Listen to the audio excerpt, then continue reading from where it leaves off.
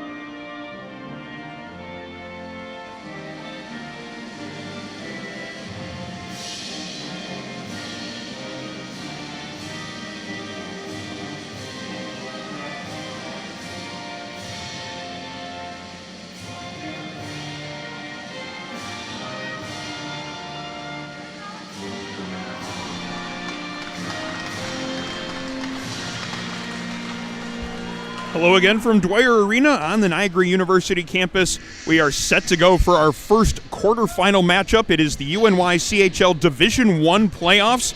Kicking off the quarterfinal round, it is Cortland and Niagara. Hello, my name is Aaron Elpern alongside Ryan Tantolo. Jeff Jazarowski, our camera operator, as we join you from the 412 Communications broadcast booth. 412 Communications, the new gold standard in digital media solutions.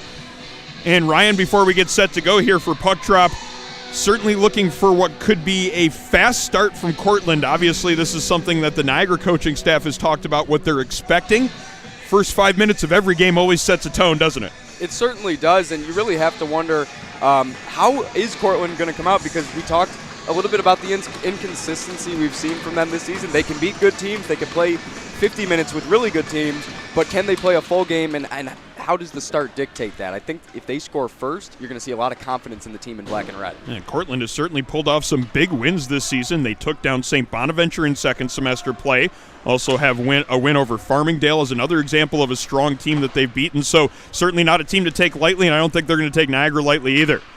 We're underway here, about 30 seconds into the action as the puck comes sliding through the neutral zone, deep into the Niagara zone as it's sent off the stick of Ronan Hurahan. Time for Niagara to get their breakout set up. That's Zach Briggs on the far side, banks it off the far boards, ends up going off the stick of Cristaldi before it ends up in the offensive zone. And now it's going to be Cortland looking to counter. Through the neutral zone and dumped in by Cole Haldane. And it's going to be Brady Kanoff looking to start the breakout with a pass to his brother Ethan Kanoff on the near side.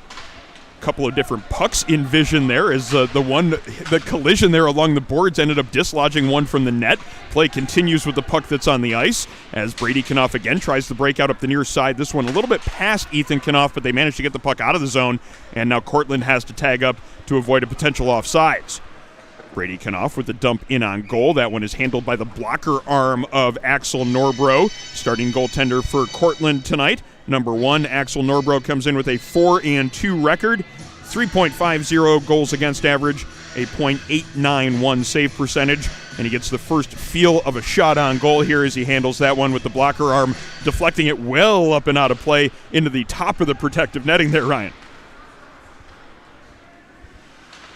Dumped into the offensive zone. Maybe some numbers here offensively for Cortland. Just couldn't quite get to the puck before it got to Josh Lascelles. We'll share his eye-popping numbers. We reference them as we open up the broadcast. Number 33 comes into this game. 12-2-1 record, a 1.28 goals against average, and a .948 save percentage. Those are arcade game numbers. Yeah, unbelievable numbers, and we talked about how successful Niagara has been all season. He's got to be the biggest reason for that success. It's not just the good statistics, it's what that allows the rest of the team to do, to play with confidence, maybe take a couple more chances that they wouldn't take if they had a goaltender that they weren't as confident in. Into the offensive zone come the Red Dragons. They might have a chance in front. There's Lascelles making his first high-danger save of the game, as in tight was Holden Sorosi getting the opportunity. Through the neutral zone, Niagara looking to stretch the ice, and they might have some numbers here. Pass comes in front of the net as Rosenbaum was free, but he couldn't quite catch that pass. Second chance comes along as that was Luke Cross coming in late, collecting that loose change. He had a really good opportunity, just couldn't quite get it on goal. Didn't miss that top corner by much, though. Puck sent into that far corner where Cortland's going to have a little bit of time to start the breakout. Bianchi looking to go up the far wall with that one. Ends up going through the legs of the Niagara defenseman, so no icing on this play. Bristol back for it. Bristol stopping behind his net. He's got one forechecker on him. Plays it up the near boards. Can't get it out of the zone. Bianchi keeps it in. Collision in the high slot. Both teams trying to find possession of it. Cortland's the team that does end up coming out of there with it. This is going to be Hurahan in the near corner, but he's got two different Purple Eagles on him. Eventually it's going to be Newport taking it away, feeding Cross in the neutral zone, and he dumps it into the offensive zone before he takes a big stick right along the blue line. Niagara's getting to the puck first in the offensive zone. Now back to the point to Jasmine. Just fumbles it a little bit before he can get that shot away. Niagara, though, keeps possession as it's going to be Campbell in the near corner. Now back to the point to Jasmine. Has to handle that one a little bit difficult, but he does get it across to his teammate. Quick one-time shot there from Bristol in on goal. Norbro makes another save, this one with the right pad. A.J. Campbell across the line, but he's the only one in the offensive zone, so he just takes a shot from the top of the circle. Norbro handles that one, doesn't allow a second chance opportunity. He holds on for a whistle a little bit more than 3 minutes into the action. A couple good looks for both teams so far. Niagara definitely controlling the the shot on goal category so far, but other than the one that looked like it was heading for the corner and was just a little bit off target, Norbro has done a pretty good job getting in front of all those shots from the Purple Eagles. And the team in front of them has at least so far done what they've been talking about doing, that full 60 minutes of defensive effort throughout this game, keeping those tight gaps in the back checking going throughout the game. That's what the focus is going to be for the team in black and red, and at least so far they've been doing a good job of it, but we're just a little bit more than 3 minutes into the action. Puck in the Niagara zone. They change directions on the breakout, and that gives them some space. Now Cristaldi accepting that pass in the neutral zone. 2-on-1 maybe. Great defensive play on the back check. That's what we were talking about, what Cortland wanted to make sure they did. Make sure they get back with their numbers defensively and get into those passing lanes. Michael Ravinsky making the play on what looked like a 2-on-1. He got back quickly, made it a 2-on-2. Passes floated through the neutral zone off of a Cortland skate, and then Niagara grabs it at the blue line. That's Orgill, but it ends up being an offsides call right at the blue line. A little bit more than 4 minutes gone. Face-off coming up in the neutral zone. And that play by Ravinsky, exactly what you were talking about, that Cortland's going to have to do all game. It looked like a 2-on-1 developing for Niagara, a long stretch pass, their speed out in space, but the defenseman was in the right spot, intercepting that cross-ice pass in front of his goaltender, and the Purple Eagles were not able to get a shot on goal. They're going to need a lot of that in black tonight. Certainly don't want to rely on that back check, though, because it did look like it was a pretty clean 2-on-1. That defensive zone coverage, as it extends out into the neutral zone, is going to be just as important. Niagara countering here in the neutral zone as they quickly come back into the offensive end, and then a big hit there on the far side. Ryan Letham taking that hit as he gets back to his skates and rejoins the play. Puck come towards the front of the net. Ethan Knopf with a chance, takes the shot from the bottom of the circle, goes off the shoulder of the goaltender. Scanlon finding a loose puck in the corner. He's got a little bit of room, but can't get the shot through traffic. Niagara, though, keeps it moving in the offensive zone as we approach 5 minutes gone in the first period. Puck in the far corner. Orgill gets to it and gets it back to the point. PJ Abbott letting a shot through. I don't know if Norbro saw that one with the screen in front of him, but the deflection ended up sending it wide. We have a delayed penalty coming up here against Cortland, and they get the 6th skater out there. Now let's see if they can do some work in the offensive zone with the 6-on-5 advantage. And maintain possession, now get it back to the point. Stumpo lets the shot get through, and the save was made by Norbro. There was a rebound there briefly. Eventually it was cleared by the defenseman for Cortland, but they're going to have to go on the penalty kill now. As heading to the box, it's going to be Cole Haldane.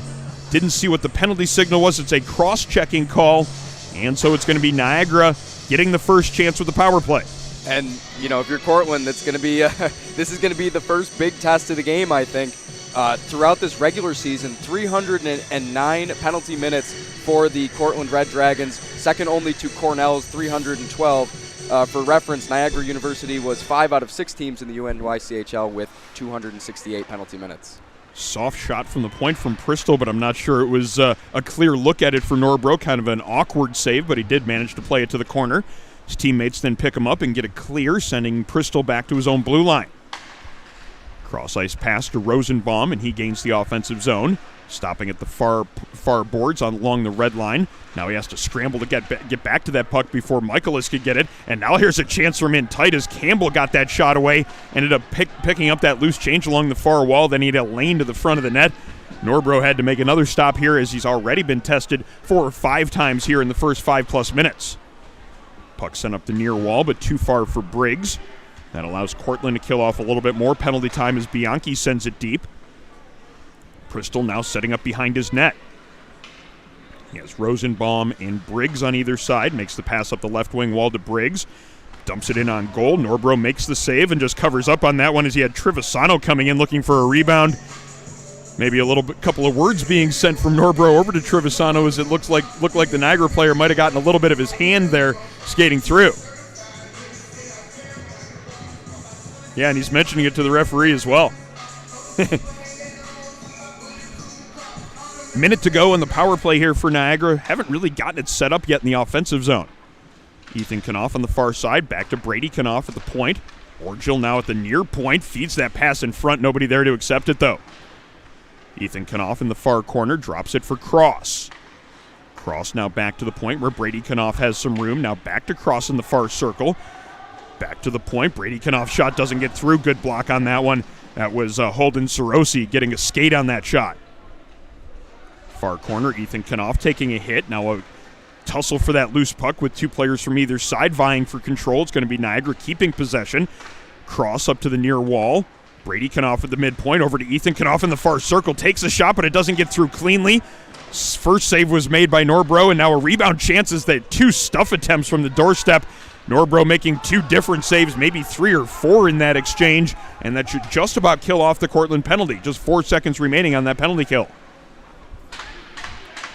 Brady Knopf skating it up ice as the penalty expires, and Cortland is back to full strength. Knopf off the far boards where he finds Rosenbaum. He takes that shot from distance. Norbro handling that one, making sure, again, no second chance opportunity, and he gets the whistle now with 12:41 to play in first period action. Still no score. And if you go back to the last minute of that Niagara power play, that is what makes this team so dangerous, because that whistle was blown when Norbro covered the puck up the last time with a minute on the power play, and Cortland couldn't clear the zone until 9 seconds left on that penalty. 50 seconds of consecutive offensive possession for the Purple Eagles. No goals yet for them, but the power play is going to be very dangerous tonight. They did maintain the zone time for that extended period of time. Good point there, Ryan. But one thing that you can give credit to the Cortland penalty kill for is mostly it stayed out on the perimeter, and none of the shots were from the real interior area. There was that little battle right in front of the net, but again, there was no real Niagara player getting free within that slot area and getting a shot opportunity. Cortland's going to have to be careful, though, to make sure that they can continue to do that throughout, though, because, as has been mentioned since the start, it is a very deep Niagara team, and you can't let up for even one moment against a team with this much depth. Our broadcast tonight brought to you by Buffalo Golf and Social, Western New York's leading indoor golf facility. Locations downtown and in Orchard Park. Book your next event at Buffalo Golf and Social. 2 players from Cortland, 2 Niagara players vying for possession in the near corner. It eventually comes free as Cortland tries to break it out on the far side, kept in by P.J. Abbott at the far point. Eventually it comes out to Mikolas. Mikolas into the neutral zone. Now Cortland gets it into the near corner, now trying to set up that forecheck pressure. Stumpo looking to get it away from that pressure by switching sides with the puck, but Mikolas putting some pressure on the far side. Trevisano trying to get it out of the zone, takes a hit, can't get it out. Now Mikolas taking the hit back from Trevisano as it ends up along the goal line here, almost settled down there by Hammerly. Couldn't quite get away from the defense to give himself enough room to get a shot on goal. Rosenbaum here in the offensive zone loses a stick and a glove as he gets tied up with the Cortland player.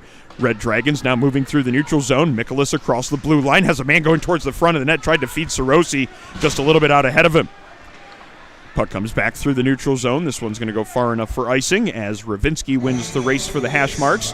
Face-off coming back into Niagara territory. A little bit more than 11 minutes to play here in first period action. One more game coming up later on today. That one will be Cornell and Buffalo. The winner of this game gets Binghamton tomorrow. The winner of our nightcap will play against St. Bonaventure.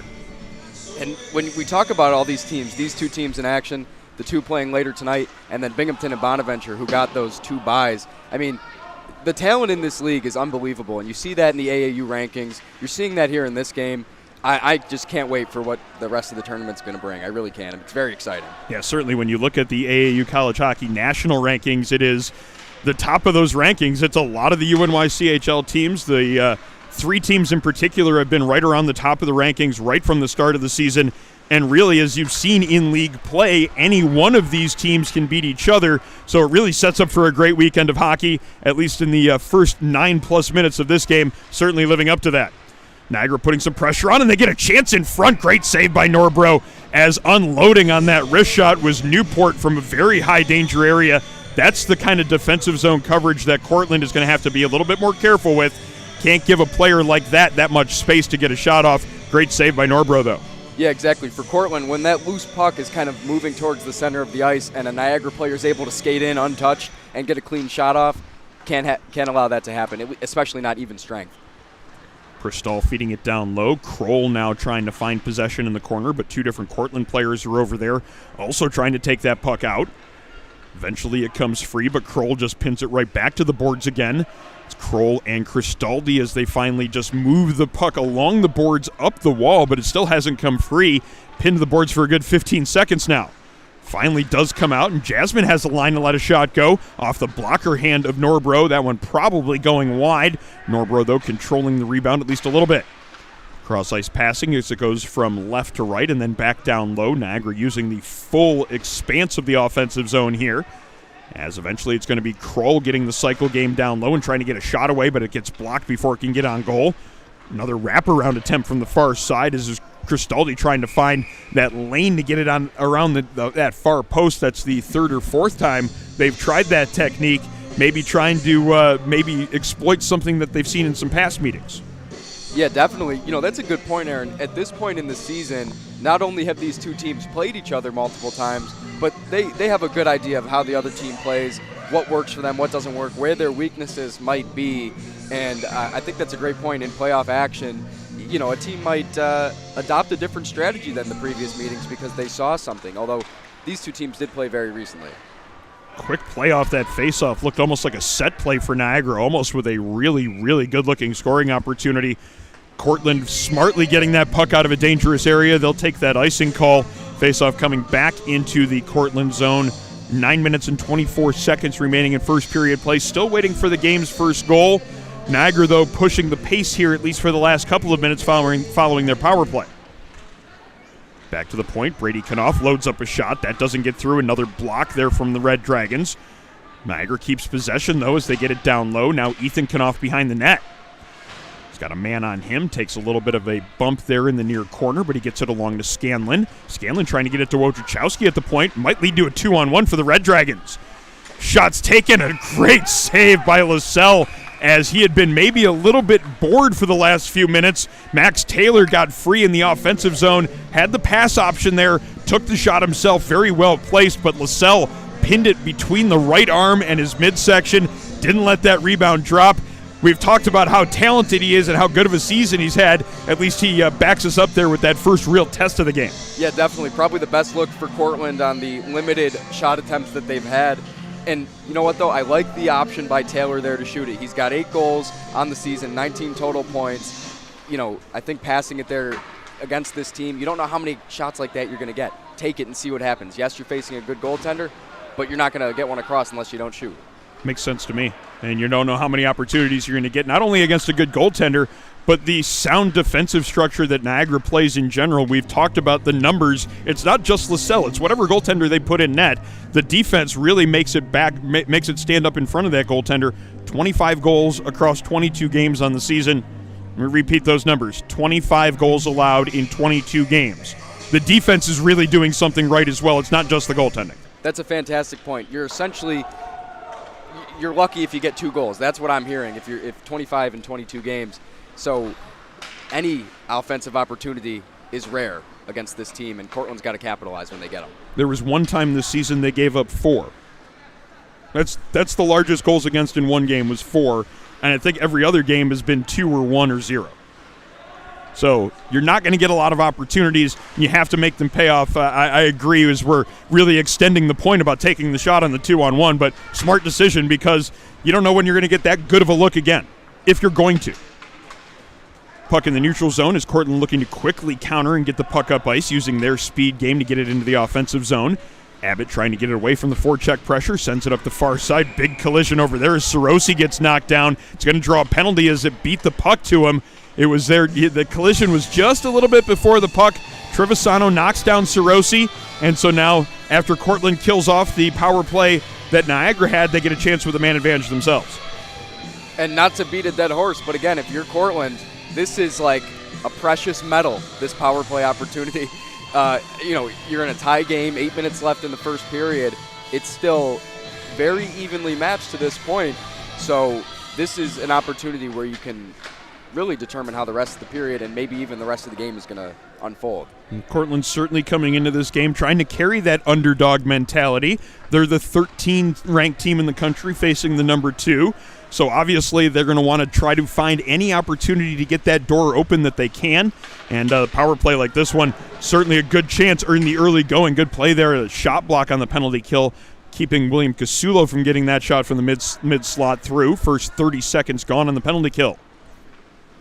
Max Taylor now loading it up behind his net, starting up the left wing. Taylor now into the offensive zone, takes the shot, trying to get that one through the screen, but Bristol keeping that one from getting in on goal. Niagara then finding the loose puck and getting the clear, now making a couple of changes here. Minute 14 to go in the penalty kill. Mikolas along his own blue line, Feeds it through the neutral zone, and they get it across the blue line, but Niagara taking possession here, or at least trying to. Campbell couldn't quite get control of that one. Now in the far corner, Michael Cochran. Puck comes free after that 2-on-2 battle in that corner, and it comes out to Ravinsky. Now over to the near side where Hammerly's looking for an option. Cross-ice pass where he gets it to Mikolas, and now down below the goal line. Cochran on the near wall, back to the point where Hammerly tries to get it back down low. Bristol trying to get the clear, but two different plays at the blue line. Hammerly keeping it in. Almost a break opportunity as Knopf almost got that one beyond the defense. Good play at keeping that one in the zone, and now still moving with the power play formation until Campbell can take it away. This might be a 2-on-1 for Niagara. Campbell stopping on the far side, just couldn't get that past Ethan Knopf. After he stopped on the far side, Knopf ended up a little bit out in front of where that pass ended up. Niagara, though, was killed off all but the last 10 seconds of the power play. Morello's shot doesn't get through. Bristol with another block there, and that should just about do it for the man advantage for Cortland. Shot is taken from the neutral zone, handled by the glove of Lascelles. Trevisano stepping out of the penalty box, and the Purple Eagles are back at full strength. Again, stretching the ice now with the pass into the neutral zone to Cristaldi. Briggs stretching to stay on sides as they now set up the forecheck pressure here in the near corner. Puck comes up the near boards, and Cortland exits the zone, but they can't maintain possession at center ice. Niagara sends it right back in. Puck comes up the far wall as Cortland tries to work the breakout through the neutral zone, but they can't even get it to the neutral zone red line. The center ice defensive attack at least keeping them from getting it in the zone that first attempt. This time it's Ryan Braglia getting it deep in the zone. Shot from the point. That one gets deflected before it ends up in on Lascelles. Looked like it hit a skate. Probably was going wide initially, but Lascelles had to make the stop. And now a rolling puck won't go far enough for icing. So Niagara's going to get a chance to change here as we approach 5 minutes to go in period one. Getting it deep is Mason Garnhart. He's the only one in the offensive zone, though, now, as some changes being made on the back end by Cortland. Bouncing puck in the neutral zone. That passes right onto a Niagara player's stick. See if they can do anything with that counter play. Good pad save made by Norbro. He's been the busier goaltender here in the first period. But again, they're keeping the shots at the perimeter like this for the most part. Puck comes out towards the slot. Cortland taking it through the neutral zone. Might have some numbers, just couldn't quite get it settled down. Could Haldane in the neutral zone, and that kept them from even getting it into the offensive zone. Niagara trying to counter, but the defense closes off that lane for Ethan Knopf. Puck is banked off the far boards, but the fortunate bounce for the Red Dragons ends up with that puck right on Lascelles. So it won't go for icing, and they'll get the offensive zone faceoff coming up with 4:18 to go in the first period. And we've seen that a couple of times where the Red Dragons are really just chipping the puck out, trying to move it up and chase after it, and it does end up forcing Lascelles to make a stop, which is, that's effective for Cortland if they're trying to generate offensive chances, taking the draws in the Niagara zone, and then hopefully for them gaining possession, not on this attempt. Trevisano at center ice, gets into the offensive zone, tries to toe drag it around the defenseman, almost did so, just couldn't quite maintain possession as the second defender came over to try to cut him off there. Hit right along the blue line as Militello takes a bump into the glass. Cortland, though, countering now, looking to create an offensive zone opportunity. That was Hurahan, just couldn't quite maintain possession as he came up along the two defensemen. Niagara sending it in, making a couple of changes as they set up their forecheck positions. Pass through the neutral zone. That one's going to go off the near boards, deflected off a Brady Knopf stick, so this one will not go for icing. Wholesale change now coming for the Red Dragons. Knopf decides to just slowly work it out of the zone and move it up ice. Wojciechowski with a soft pass to get it along to Campbell, but a good reach to make sure it got there. Sent into the offensive zone, and Norbro's out of his net to play it up the far side. That helps the breakout get to the blue line, but that one pass was a little bit casual, allowed Niagara to keep it in for a moment. Cortland exits the zone, now sending it in deep behind Lascelles' net. 3 minutes remaining in period number one as a shot comes through from the point. That one looked like it got deflected late, ended up going wide of Lascelles' cage, but the shot coming through from the point with the screen in front, those are looks that I'm sure the Red Dragons are going to like to have all night long. Puck comes towards the slot, turned over again in the defensive zone by Cortland. This time it doesn't end up in a high-danger chance, as it's going to be Wojciechowski at the point trying to get that pass through. Was a chance for Sarosi to clear the zone, but I'm not sure he knew where the puck was for a moment. Sorosi has it on his stick again. This time he just floats it into the neutral zone, eventually gets it along to a teammate, and now maybe some numbers here down low. That 2-on-3, as it turned out, the numbers were in Niagara's favor, but they still almost got an opportunity, did Cortland. Andrew Clifford driving towards the net front. LaSalle ends up making a save and holding on for a whistle. 2:23 now remaining in the period. Our broadcast tonight brought to you by Militello Realty, Western New York's premier commercial real estate broker. To buy, sell, or lease any office, industrial, retail, or investment property, trust the unparalleled knowledge and experience of Militello Realty. Stumpo up to Cristaldi on the near boards, but they can't get it through the neutral zone. Back in across the blue line, but offsides are the Red Dragons. So 2:11 to play. Face-off coming up along the Niagara blue line. I got to imagine that even though that Niagara spent a decent amount of time in Cortland's zone, the Red Dragons are pretty happy with how this first period has gone. They haven't gotten run over by any means, and they're right there, 0-0 tie late in the period. Obviously, the last 2 minutes still can change how that story of the first period goes. Big hit there just inside the blue line as Taylor took a little bit of contact down low. No penalty coming, and now Stumpo in the other direction as he gets an opportunity. Lets a good hard wrist shot go from the bottom of the circle. Pad save made by Norbro. Kept in the zone as Briggs finds control of it from down low to up high, and the shot came in from Abbott. Almost got redirected late by Stumpo as he was right on the near goal post. Stumpo to Cristaldi, and the pass comes towards the front of the net. 3 different Cortland players there. Good defensive coverage, making sure they weren't giving that one Niagara player any room to operate in front of their goaltender. Cortland gets it into the offensive zone. They find possession behind the net, but Morello fans on the pass. And now Orgel has plenty of room to skate it through the neutral zone on the far side. Niagara making a change as Orgel dumps it into the near corner. Minute 10 to go in period number 1 as the Niagara forecheck sets up some pressure in the near corner, but it's going to be Cortland changing directions and moving it to the other side. That pass a little bit behind Evan Venth, unable to handle it, but Morello picking him up in the neutral zone, getting it across the blue line. Kept in at the far side by Braglia, and now Morello putting some pressure on here on the near side. Ethan Knopf gets it away from that pressure as we're under 50 seconds to go in period 1. Niagara getting it back across the Cortland blue line. Red Dragons finding possession before it gets deep in the zone. This passes off the mark, and it will go for icing against the Red Dragons. So face-off coming back into Niagara offensive zone, and a chance for some last-minute opportunities here in the O-zone. 39 seconds remaining in this period. A period that's been brought to you by Envious Gameware, designers of custom hockey uniforms, bags, and apparel. Visit enviousgameware.com to get your team a look to be envious of. See if Niagara has a set play for this last-minute offensive zone draw. Face-off to the blocker hand side of the netminder Norbro.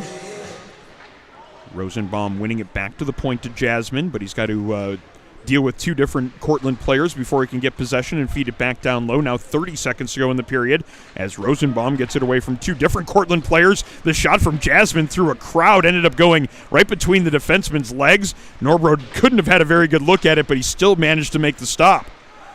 15 seconds to go in the period. Cortland players looking for a hand pass, but no call coming. They get the puck out of the zone and now come into the offensive zone 2-on-3. Nicholas stopping just inside the blue line, getting it down low to Hurahan.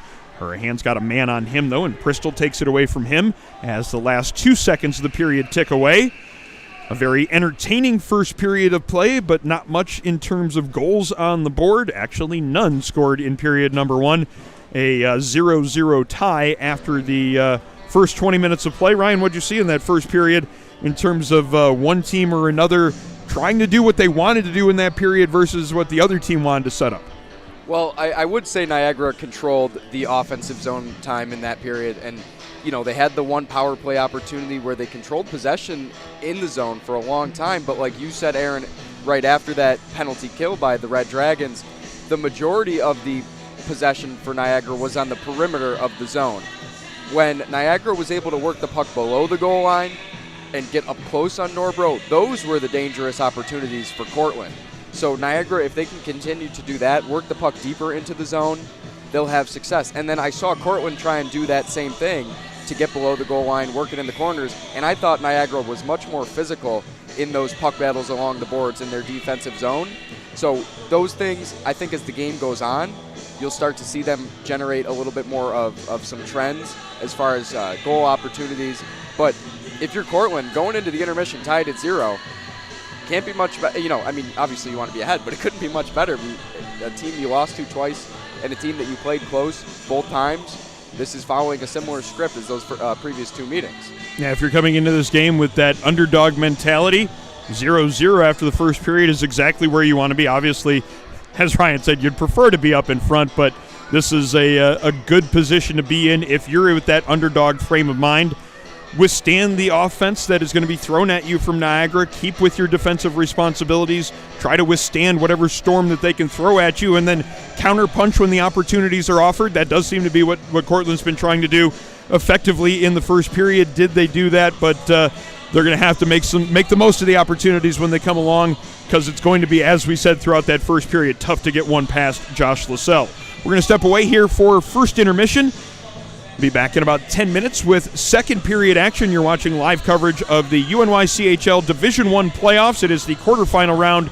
Niagara and Cortland tied at 0 after 1 period of play. Be back in about 10 minutes with second period play on the Nickel City Hockey Network.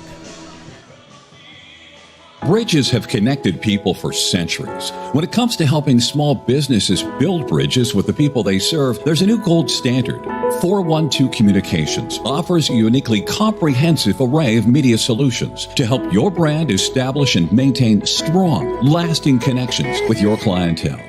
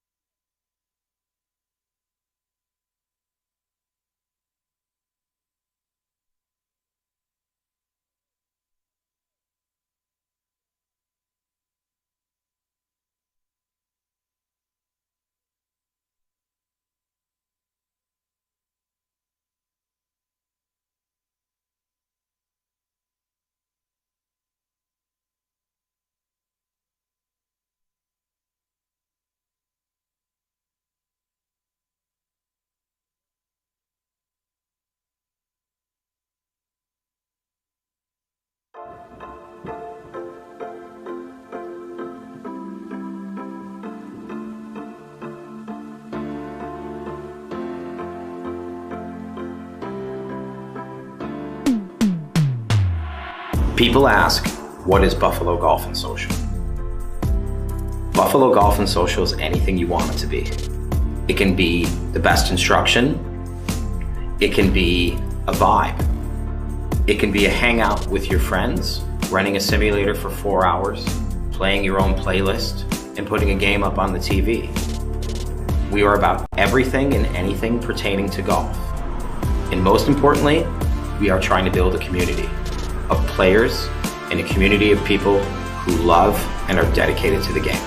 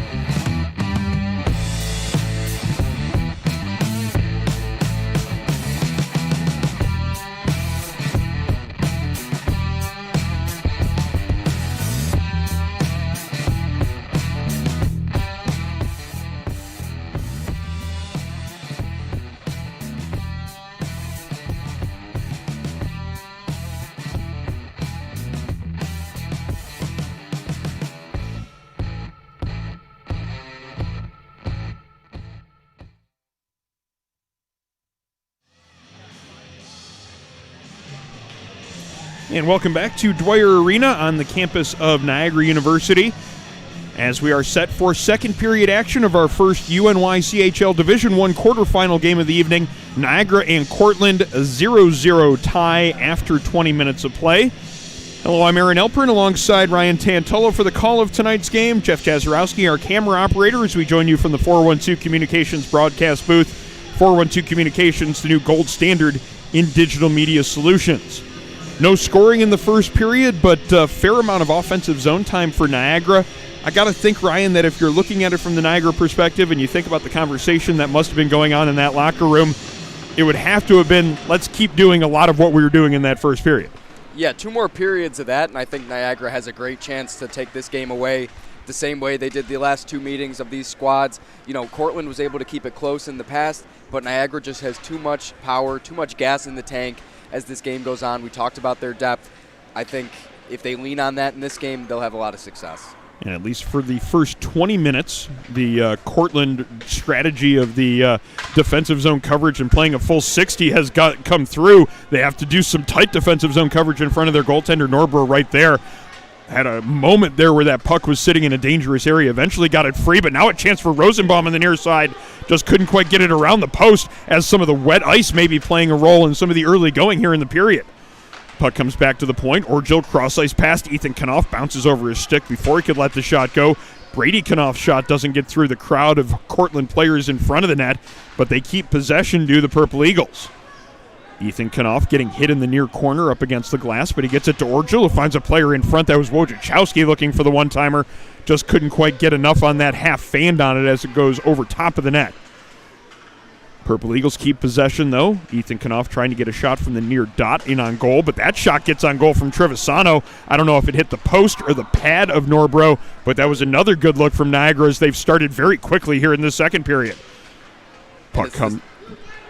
Wraparound attempt eventually comes out to Mikolas as he finally gets it out of the zone for Cortland. Niagara comes right back across the blue line, though, as it's only been about a couple of seconds in this period that the puck's been out of the Cortland zone. Romano running his man to the ice in the far corner, and that allows Cortland to grab possession. Now they're just going to try to make sure they get it out of the zone and deep in Niagara's territory. Mikolas making sure that happens. Cortland making a much-needed change. All 5 players switching out now. Pass goes off the skate of Trevisano. And now Lethem starting the breakout for Cortland, but that passes off the mark. Wojciechowski taking that one away, but he can't keep possession. Now Haldane with a drop pass and an opportunity for Taylor to let a shot go. That one was one that he might want back. One of those opportunities that there won't be too many of when you get free like that in the offensive zone. I'm sure Taylor wanted to hit the net with that one. Shot ended up going high and wide.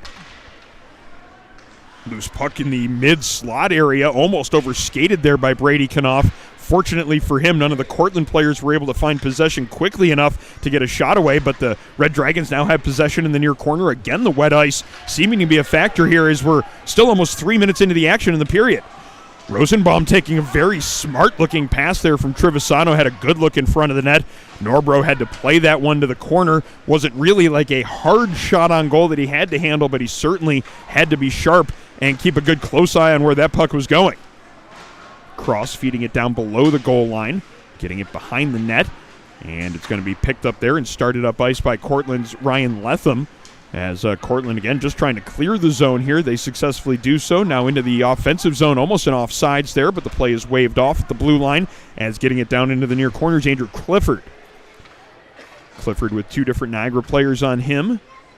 As Cortland keeps possession, this is Sirosi looking for a shooting lane. Can't get it off the stick and get it on goal as Cross was hampering his shooting attempt there. Cortland still keeps possession here as they keep it down low here in the near corner. Pass comes towards the front of the net. Eventually it gets to Sirosi as his teammate Clifford gets knocked down on the play. He's a little bit slow to get back to his skates, and he gets a hack to the player as he comes up ice. That's going to draw a penalty as P.J. Abbott drawing the call on that play here. I don't know if we had that on camera or not. A little exchange as the play was coming back up ice. Clifford and Abbott, clearly they had gotten tied up in the initial offering, the one that Clifford was a little bit slow to get up from. Clifford gave him a little bit of a hack on the way up the ice. Abbott made sure he went to the ice after feeling the stick on the ankle. Either way you look at it, it's going to be a 2-minute power play coming up here for Niagara. And a costly penalty for Cortland because we talked about, you can't allow a team like Niagara to get too many power play opportunities. That's a freebie, too. Right, exactly. And especially when it's a penalty that's easily avoidable, an undisciplined call behind the play, just not something you can do against a team as good as the Purple Eagles. Well, let's see if that undisciplined penalty ends up paying or costing Cortland here, as Scanlon letting the first shot of the power play go from the mid-slot area. I'm not sure if it counts as a shot on goal. Norbro had to play it with the stick off to the corner. Niagara power play continuing to keep possession, as now it's going to be Brady Knopf walking the blue line. Over to Ethan Knopf, and now back to Brady. Over to the far side to Orgill. He's not looking for that shooting lane. Kind of does the no-look shot there, but can't manage to find the net with it. First 30 seconds gone on the power play. Niagara keeping possession. Ethan Knopf with a one-time shot. Goes off the heel of his stick and goes wide. Cross, though, finding possession. Getting it back to Ethan Knopf. That one missed the mark by even more, as that one maybe rolled on him as he let the shot go into the protective netting and out of play. Niagara doing a good job of getting the opportunities set up that haven't gotten the execution quite dialed in yet on this power play. Yeah, the setup and the spacing has been exceptional so far on this power play, 43 seconds in to the penalty, and you saw right there, really a great looking shot. Nobody in front of the netminder Norbro, but it kind of just went high on the stick side and ended up out of play. And right after that, the face-off, Cortland able to get some much-needed time off of this penalty. Nice play by Hammerly, just playing that one forward right off the draw and getting the full ice clear. He's got to get back into a defensive position now as Briggs looks to load up that shot. That one had a lot on it. High and wide, though, and maybe it might have caught some of the goaltender's shoulder, but it ends up in the protective netting behind the Cortland net. Now the power play has exactly a minute remaining on it, as both teams will keep their personnel out here for this next face-off. The same 5 stay out there for Niagara, the same 4 for Cortland. Niagara wins possession off the draw as Kroll skates it into the corner. Feeds a pass along to Rosenbaum, and now Rosenbaum skating it towards behind the net. Nobody really giving him much pressure there. Looked like he had a lane to just walk that out in front of the net. Eventually gets it to Bristol, and now Bristol and Rosenbaum playing catch with it at the point. Eventually letting a shot go was Rosenbaum. Loaded up a lot on that one. Off the shoulder of the goaltender, up and out of play. 40 seconds now remaining in the penalty kill. Again, Cortland keeping the play to the perimeter, just like they did with the power play that Niagara had in the first period. Right, all the shots you're seeing, and many of them off target, I think because Niagara is shooting from a relatively long distance out, and Norbro's able to see him and make the save. The shot comes from a little bit more on the interior, just inside the top of the circles. No screen in front of Norbro, though, and Rosenbaum's shot is handled by the netminder. 34 seconds now remaining on the Niagara power play. Hammerly and Briggs on for the draw. Clean win for Briggs there as the power play formation gets set up with Rosenbaum on the far side. Along to Briggs. He stops on that far wall. And now Briggs keeping possession, gets it to the front of the net. Kroll just had to turn around a little bit. Couldn't quite get it settled to get a shot away before he ended up having the defenseman on him. 15 seconds to go in the power play. Bristol down from his point position. Now looking for a pass back to the point. Gets it to Campbell. And now the shot is taken by Rosenbaum. It got deflected late. A rebound sitting in front of Norbro. Ends up going off the skate of Briggs and going wide. Back towards the point, Rosenbaum keeping it in just inside the blue line as the Cortland penalty expires. Numbers down low as Briggs' shot goes off the shoulder and the helmet of the goaltender Norbro. Ends up knocking the strap off of the helmet, so Norbro just shakes the helmet off, getting the whistle to stop play. I'm not sure he realized that his team had the puck up ice and were maybe getting something going developed offensively. Well, because at first I thought that play was going to stop because the net became dislodged, but the puck was away from that end of the ice, so I think the official was going to let it go. And then, like you said, as Cortland was moving the puck up further, Norbro kind of just shook his head and his helmet popped right off. So shutting that play down, but before that, while Niagara still had the offensive zone possession, right as the power play was expiring, a couple of good chances set up by the rebounds up close in front of Norbro. We've seen that maybe 1 or 2 other times where the Purple Eagles were able to get that close, and I think those have been the best opportunities they've generated in this game.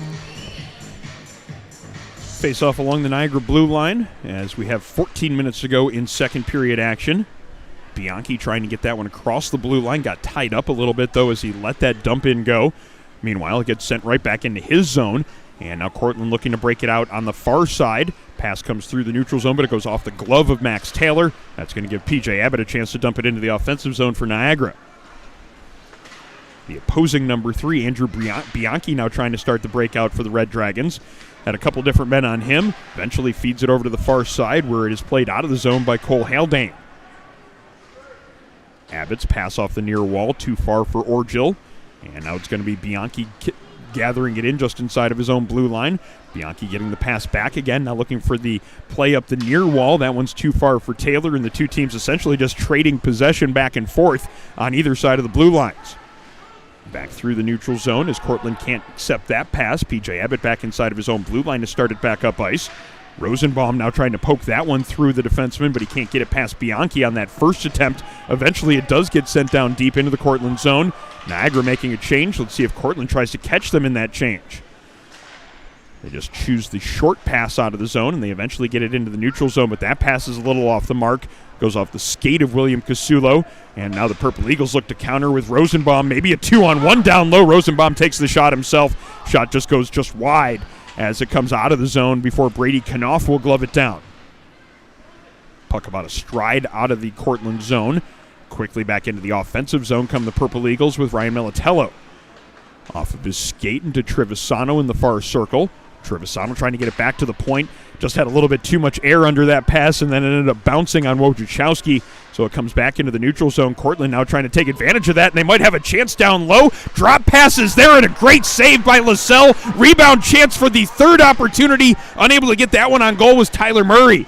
Eventually, LaSalle swallows that puck in, and the first major chance of the game for Cortland ends up with LaSalle making one big stop and then some tense moments for the Purple Eagles, but they managed to escape, and it stays a 0-0 hockey game. Yeah, we talked, I don't even know how many times in the beginning of this game about Josh LaSalle and the impressive season that he had this year, and he is as advertised in this game. Showed it on that previous play, shutting down the best chance by far for Cortland and keeping it tied at 0. Cochran and Sarosi in tight as it developed. It turned into a 2-on-0 down low.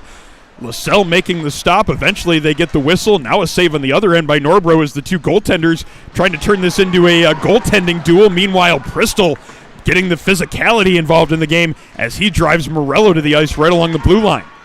Niagara now looking to get some numbers going in that transition game. Newport here along the near corner. Good defensive play by Ravinsky, knocking that puck off of his stick. However, it is kept into the point by Jasmine.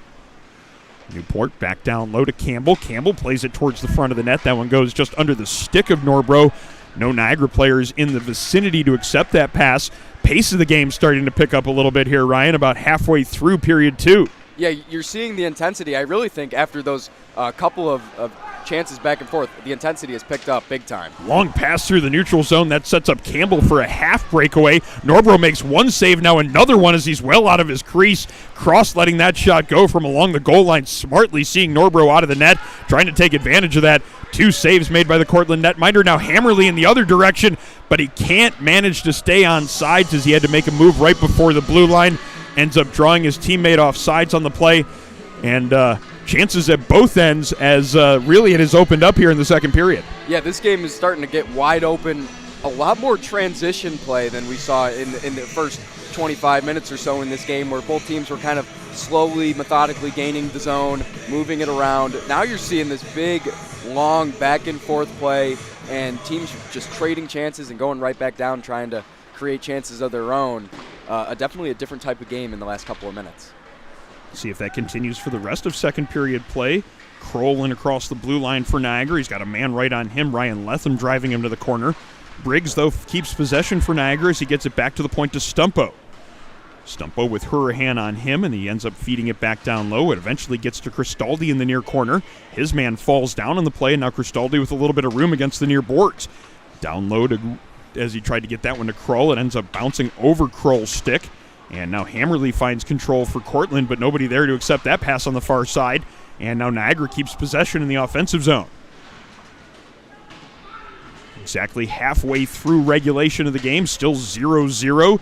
30 minutes into the game, Niagara working here in the offensive zone still. Abbott unable to keep it in as Zach Mikolas gets it past him. Now that sets Hammerly out for an opportunity. Excellent move by the fast forward here for Cortland as he got himself free in front of the goal, but again, Josh LaSalle staying with him all the way through that move, not overcommitting and making a very sound stop. Mikolas behind the net. tries to get the pass in front. He had Hurahan there just a little bit out of his reach as Letham picks it up at the point. Shot through a screen. Save is made. They end up being knocked out of midair, and a player gets knocked down in front of the goaltender. We might have a penalty coming up here against Niagara, as certainly LaSalle has been a lot busier in this second period. Really, in the last 3 or 4 minutes of this second period, the activity in front of the Niagara goaltender has really ramped up. Yeah, in the last 3 minutes or so, Cortland has really picked up the pace on the offensive end. They've gotten a couple chances getting behind the defense, moving in close.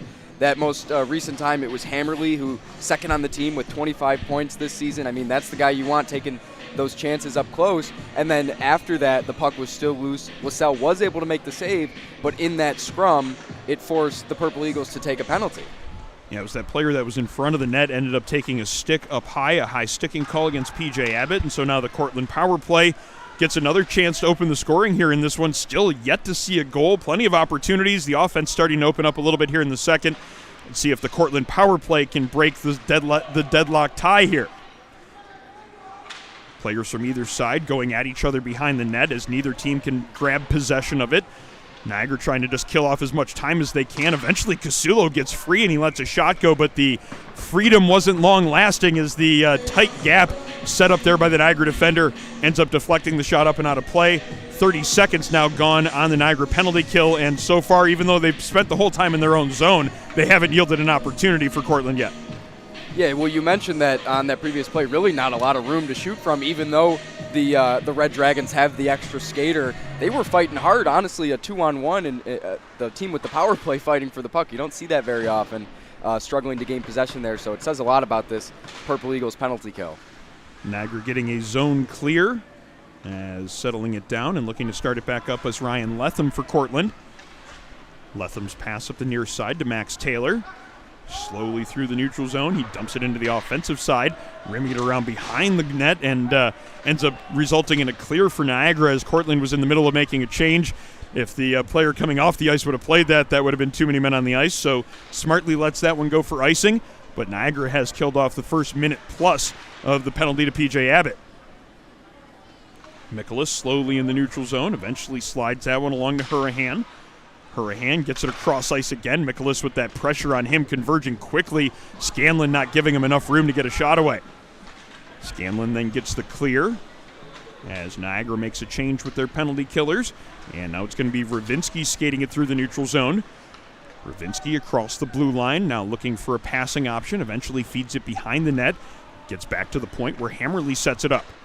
Hammerly to Mikolas. Mikolas now looking for that shot. Toe drag round one defender and gets it across ice. Quick one-time shot taken from the far side by Michael Cochran. Again, LaSalle anticipating that shot, reading it perfectly, moving from right to left, and in perfect position to make the stop. Covers up to before there's a second chance opportunity. And our scoreless tie remains a scoreless tie. And another great setup offensively for Cortland. That time it was Mikolas, so patient with the puck. The team's leading assister with 17. Waiting with the puck, finally getting it off for the shot, but LaSalle was all over it, got the pad in front, made the save. I think if Mikolas wants to do anything over with that one again, it's maybe just getting a little bit more on that pass, trying to take away a little bit of the time that LaSalle had to move from right to left. Penalty expires, Niagara back at full strength. Andrew Bianchi back in his own zone. Gets it to Garnhart, now Garnhart into the neutral zone. Gets it to Mikolas, Mikolas along to Hurahan. Converging defense doesn't allow Hurahan to get it deep into the offensive zone. Garnhart has to go back into the neutral zone before Cortland can find possession again. Brady Knopf, though, sends it right back towards the Cortland zone. This is going to be Trevisano around one defender. Gets a little bit free, but his stick breaks on him just as he was about to feed that pass along. Teammate picks him up, though. That was Militello finding that loose puck. Got it out front to Rosenbaum. Shot right in on Norbro. And after killing off the penalty, Niagara gets back to work on the offensive side. And how unlucky for Trevisano. Got all the way down the ice with the puck, made his move, and then the stick broke just at the end. And just the blade snapped off from the end of the shaft. And then the setup there, Rosenbaum was in the perfect spot to take that pass, but really couldn't get a lot on it. The puck was not fully settled down, and Norbro able to make the save and shut down a dangerous opportunity. Niagara cleanly winning the faceoff, but right between the two defenders, and it comes out of the zone. Doesn't spend a whole lot of time there as they get it right back in across the blue line. Campbell keeping it in at the right point. Almost allows a setup from down low to in front of the net, but carried away by the glove of one of the Cortland defenders. Now 2 players from either side vying for possession on the far boards. Fed down below the goal line. Picked up here by Campbell as he's got 2 men on him. Campbell back down low. Player gets knocked down. No call coming, though, as Newport got knocked down. He still has possession, though, and he takes a shot from a tough angle, forcing Norbro to make the shoulder save. Shot from distance. That one's deflected wide. Cortland now spending a little bit more time in their own zone. Can't get it out. Good play at the blue line by Brady Knopf, jumping into the zone after he had left the zone, reaching out and making sure that he gloved that one down before it can get out into center ice. Cortland manages to get that one out to center ice, but it's sent right back in by Bristol. Now Cortland looking for potentially that stretch pass, none really being offered. They finally go for some shorter passes and now some room to skate it up ice for Evan Venth. Venth drops that one off to Braglia. Shot comes through. A screen ends up being deflected before it could get to LaSalle. And now some numbers for Niagara in the other direction. 3-on-2 possibly. Backchecker joins the play. Ends up becoming a 3-on-3. Niagara doesn't even get a shot away. Loose puck picked up by Haldane. Banks it off the boards but can't get it out of the zone. Shot ends up going just wide as Bristol let it go from the far side. Unable to get it out of the zone here on that first attempt was Haldane, but now he skates it through the neutral zone.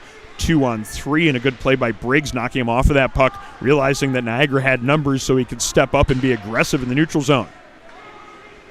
Bit of a dangerous pass along the Cortland blue line, but it doesn't end up hurting the Red Dragons. Niagara was looking to change there as they sent it down deep in the zone. Under 5 minutes to go in second period play. Still awaiting our game's first goal here. We are well into the second half of second period play, and both teams have opened it up a little bit here in the second period. Still haven't found the back of the net of either side. And if you're Cortland, we talked about that underdog mentality, and I think the longer that this game goes on and stays close or stays tied, that just continues to build momentum for the team that people, thought would be undermatched, and so far that hasn't been the case. Cortland now trying to get a transition play through the neutral zone. That was Haldane trying to step around one defender. Good play by the Niagara blue liner to make sure that lane towards the front of the net wasn't there. We've talked about this Niagara defensive unit in general and how they've been so good from start to finish this season. 25 goals against in their 22 games played. That number hasn't changed one bit today. They've been sound on their own end of things, but they can't let up one bit because they know that it's a dangerous Cortland team. As much as Cortland knows that Niagara can't be let up on one bit, can't give either team that opening, and I'm sure that neither side wants to give that opening in this contest. 3 minutes and 45 seconds to go in the second period as Niagara operates here in the offensive zone. Ethan Knopf down low, can't keep possession. Good play by Bianchi to take it away from him. Bianchi now looking for a long pass through the neutral zone. Good coverage, though, to make sure that Cochran wasn't free. Cochran eventually gets control of it in the offensive zone, but can't get it to a teammate in front of the goal. Niagara taking it away. Abbott banking it off the boards, but can't get it out of the zone.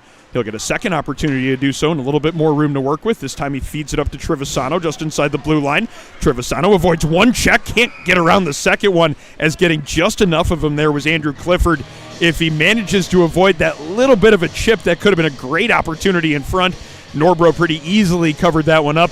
Stays a 0-0 hockey game, but Niagara gets the offensive zone opportunity on this next faceoff. Our broadcast today being brought to you by Buffalo Golf & Social, Western New York's leading indoor golf facility.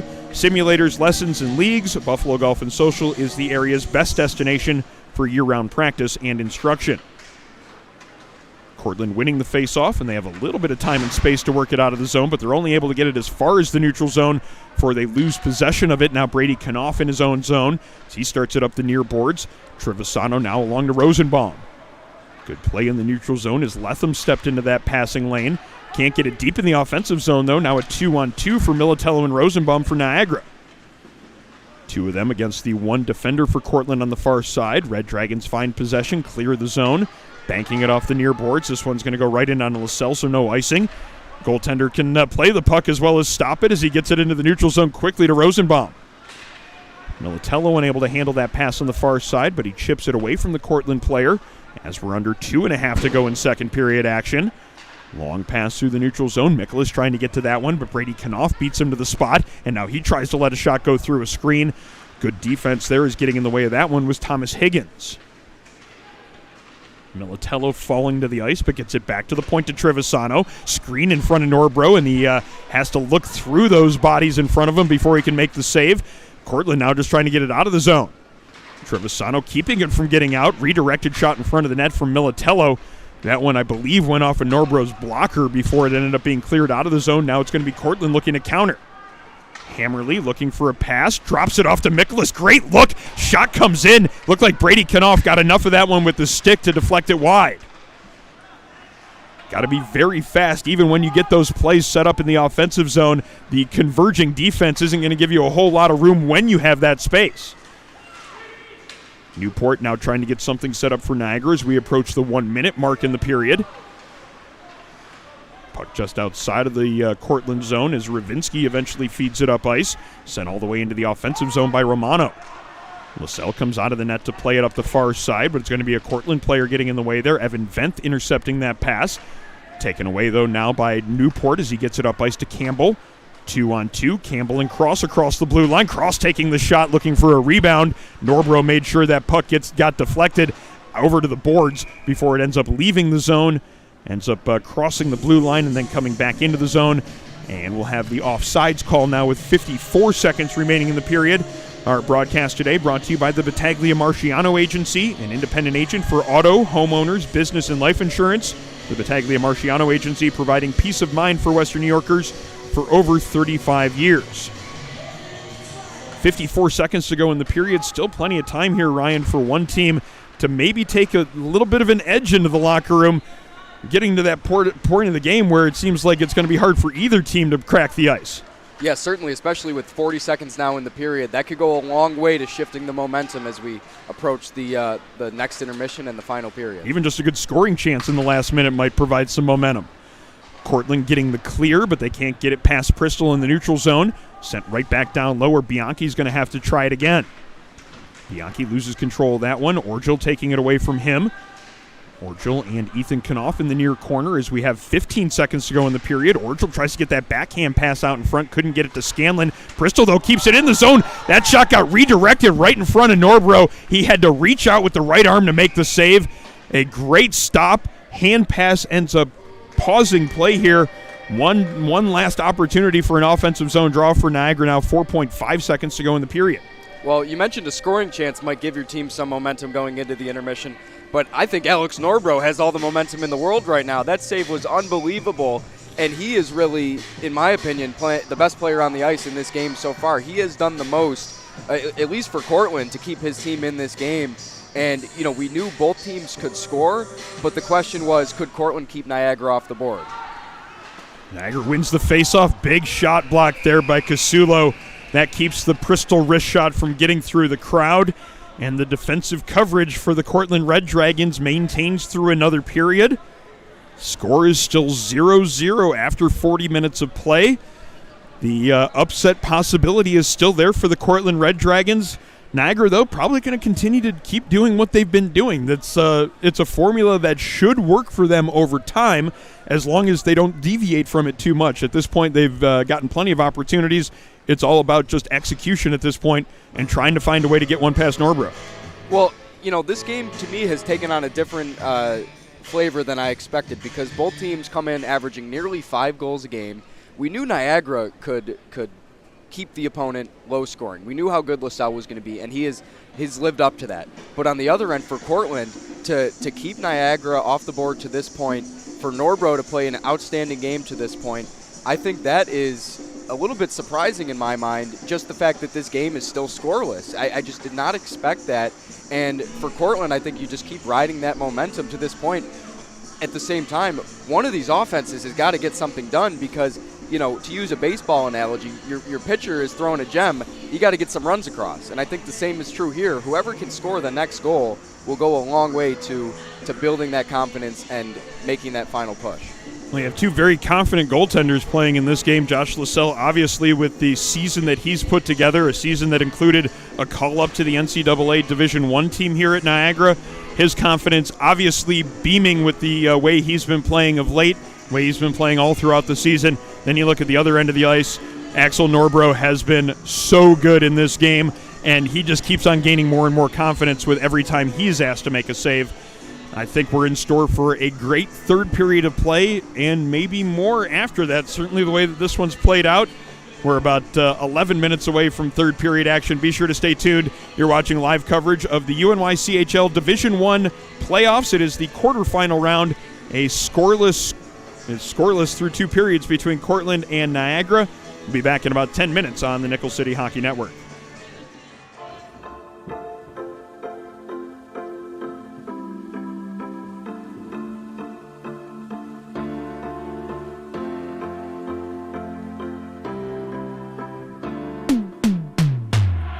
People ask, what is Buffalo Golf and Social?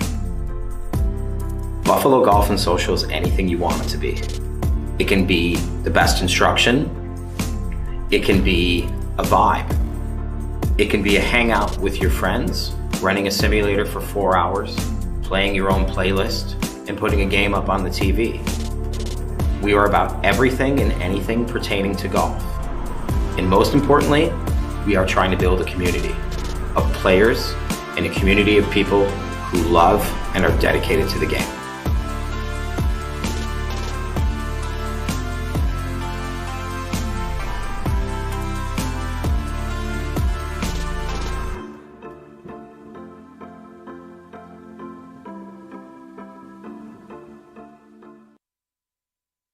Bridges have connected people for centuries. When it comes to helping small businesses build bridges with the people they serve, there's a new gold standard.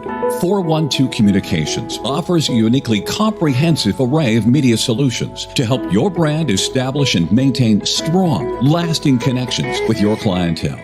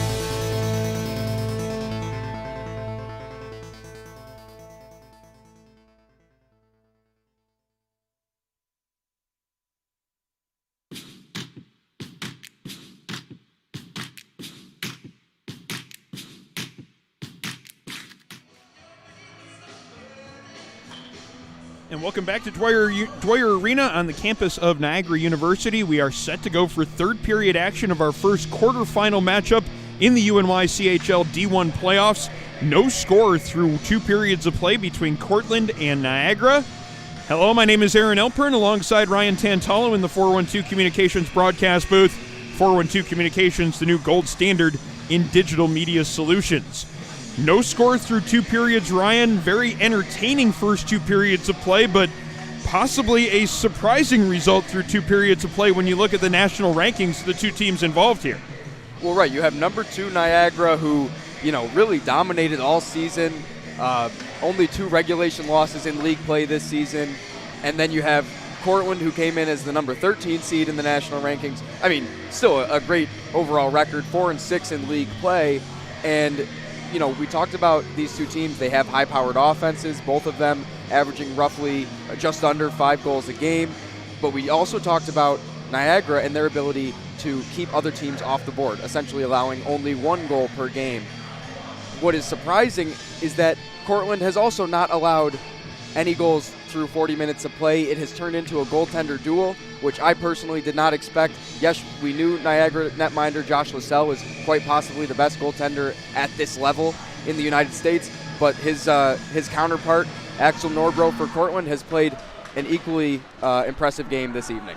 You think about it, goaltenders, when they face a stout goaltender on the other side, that gives them that extra little bit of motivation to really get that extra little bit of locked in for that game. So maybe you're seeing the inspired performance from Norbro here in part because of the goaltender he's facing on the other side, knowing that he's got to be at his best if he's going to give his team a chance to win. He makes a shoulder save there. Net comes off the moorings in the process, and we get a stoppage in play 30 seconds into period number 3.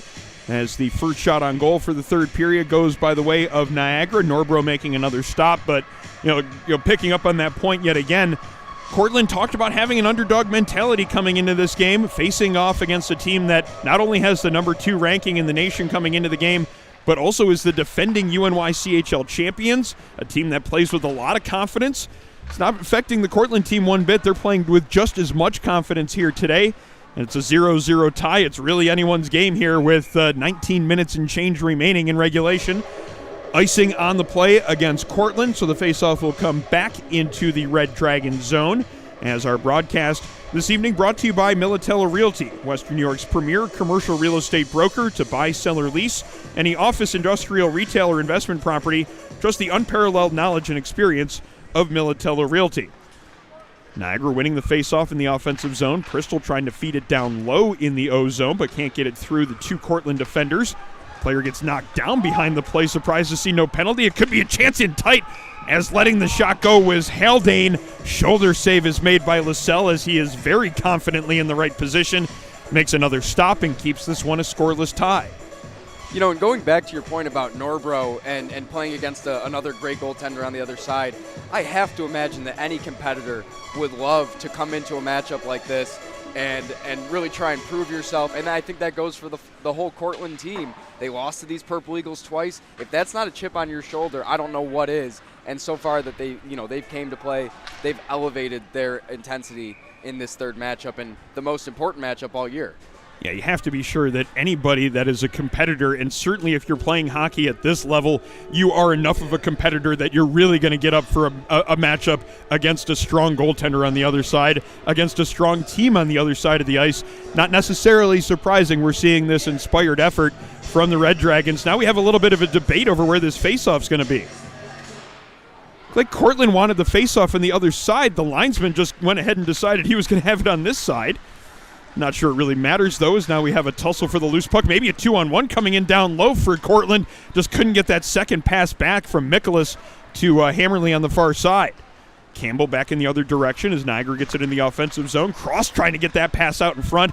He had Newport right on top of the goal crease. Couldn't quite get that pass across as player gets upended behind the goal. Bouncing puck, and that allows it to leave the zone, but Jasmine there in the neutral zone picking it up, looking to carry it right back in across the blue line. Brady Knopf here in the neutral zone sends it back into the offensive zone. As it comes back to the point, Briggs keeping it in. Now just in front of the Cortland goal as they try to make a long stretch pass through the neutral zone. That one ends up off the mark. It might have gotten deflected on the way through there, but it still ends up as an icing call against Cortland. And we get a face-off with exactly 18 minutes remaining in regulation. Face-off will be to the right of the starting goaltender for Cortland, Axel Norbro, who has been a big part of this game, a big reason why it's still that 0-0 score that you see on the scoreboard. Yeah, and again, we talked about LaSalle inspiring confidence in his team, and I think Norbro has done the exact same thing on the other end through 2 periods of play. Cortland has come out with a lot of energy, and I think it's in large part because they know for sure that they can compete in this game thanks to their netminder. And they're helping out their netminder a lot with plays just like that, not giving Briggs the time and space to get the shot away. I believe that was number 9, Michael Cochran, getting the stick on puck there to force that one to be deflected up and out of play.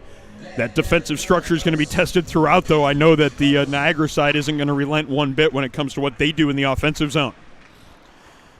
Bianchi can't get it past Briggs, and then allows Niagara to find possession down below the goal line. Kroll now trying to get that one, but he can't find control of it. And now it's going to be Cortland reversing direction as that pass comes up the far wall to Clifford. Clifford along to Cochran. He dumps it into the near corner. Sorosi now putting some pressure on the defense here. The 2 number 4s try to come out of the pile with that puck. Kept in at the point by Bianchi. Shot from distance. That one goes off the stick of Josh LaSalle and into the far corner. Now a chance in tight to the backhand, and he finds the back of the net. It's Andrew Clifford. Cortland on the board. Not even 3 minutes into the third. And somehow it is a lapse in the defensive zone. The puck comes free right onto Clifford's stick, and a great move as he beats LaSalle right in front of the cage. It is 1-0 Cortland. And after 43 minutes of a stalemate, a 0-0 tie is broken early in the third period by the underdog team. Cortland capitalizing on a very rare Niagara mistake, a turnover in their own defensive zone right in front of the goaltender, leading to a one-on-one with LaSalle, and the Red Dragons are now right where they want to be after fighting so hard to get to this point. The whole idea was to give yourself a chance, and now they have done just that. They have taken the lead here in the third, and now picking up the physical play as well are the Red Dragons. You can hear their benches excited, and actually that hit ends up with a Niagara player down on the ice. It looks like it's Ethan Knopf struggling to get back to his skates. Obviously, that is a big player for the Niagara Purple Eagles, and certainly a player that they won't want to lose. Really, any player you don't want to see down on the ice like he is here in this case. Certainly hope that he is able to get back to the ice, but he does appear to be in a lot of discomfort right here. We're going to step away here and take a brief timeout as the trainer comes out to tend to the injured Niagara player. You're watching live coverage of the UNYCHL Playoffs on the Nickel City Hockey Network. Bridges have connected people for centuries. When it comes to helping small businesses build bridges with the people they serve, there's a new gold standard. 412 Communications offers a uniquely comprehensive array of media solutions to help your brand establish and maintain strong, lasting connections with your clientele.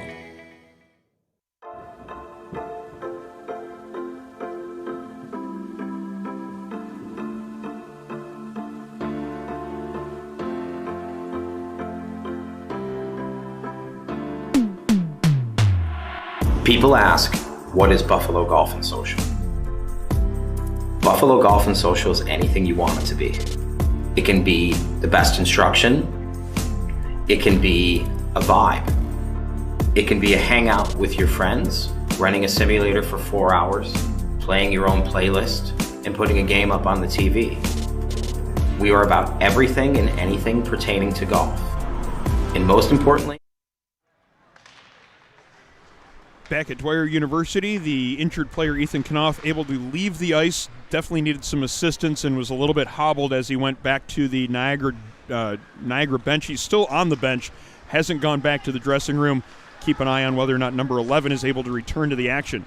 Play now continuing, 16.5 to go in regulation. Cortland now with the 1-0 lead. Niagara quickly exiting the zone, but they can't find possession in the neutral zone. Good play by Ravinsky, spinning off of one man and then sending it back into the offensive zone. Back to pick it up is Stumpo. Over to the far side to Trevisano. He's got 2 men on him. just settles it down in the corner and tries to use some time and space to eventually get it free to a teammate. And now Niagara with some time to get it out of the zone. Rosenbaum didn't quite expect that pass coming. Fortunate was Niagara to get it into the offensive zone here. Crosses shot misses the net wide.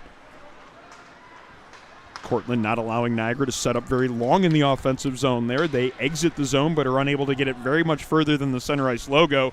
Now Niagara taking it away again. Stumpo looking for a passing option on the near wall. Gets it up to Cross, who deflects it into the offensive zone. Back to start the breakout is Higgins, but he loses control of it. Now Rosenbaum looking to set something up from below the goal line. Back to the point to Bristol. He feeds it back down low, a little bit out of the reach of Briggs, but it's going to be Rosenbaum getting it to Briggs in the near corner.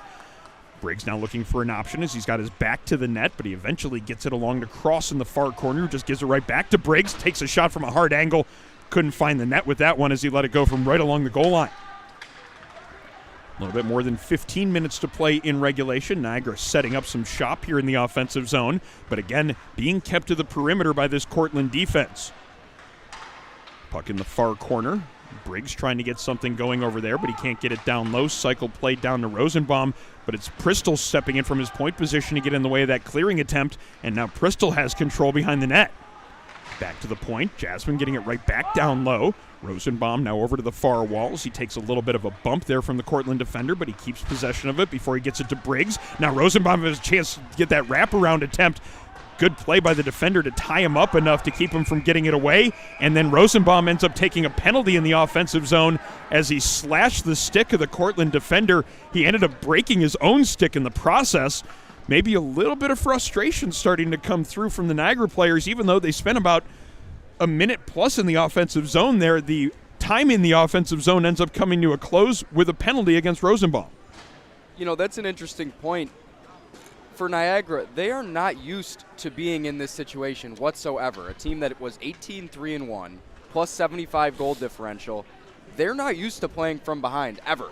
So when they sort of start to maybe make mistakes, the goal that they allowed was uncharacteristic, to say the least, taking a penalty in the offensive zone. I mean, this is just, it's a unique situation for them. So how will they adapt in a playoff atmosphere, playing from behind practically for, you know, the 5th time all season?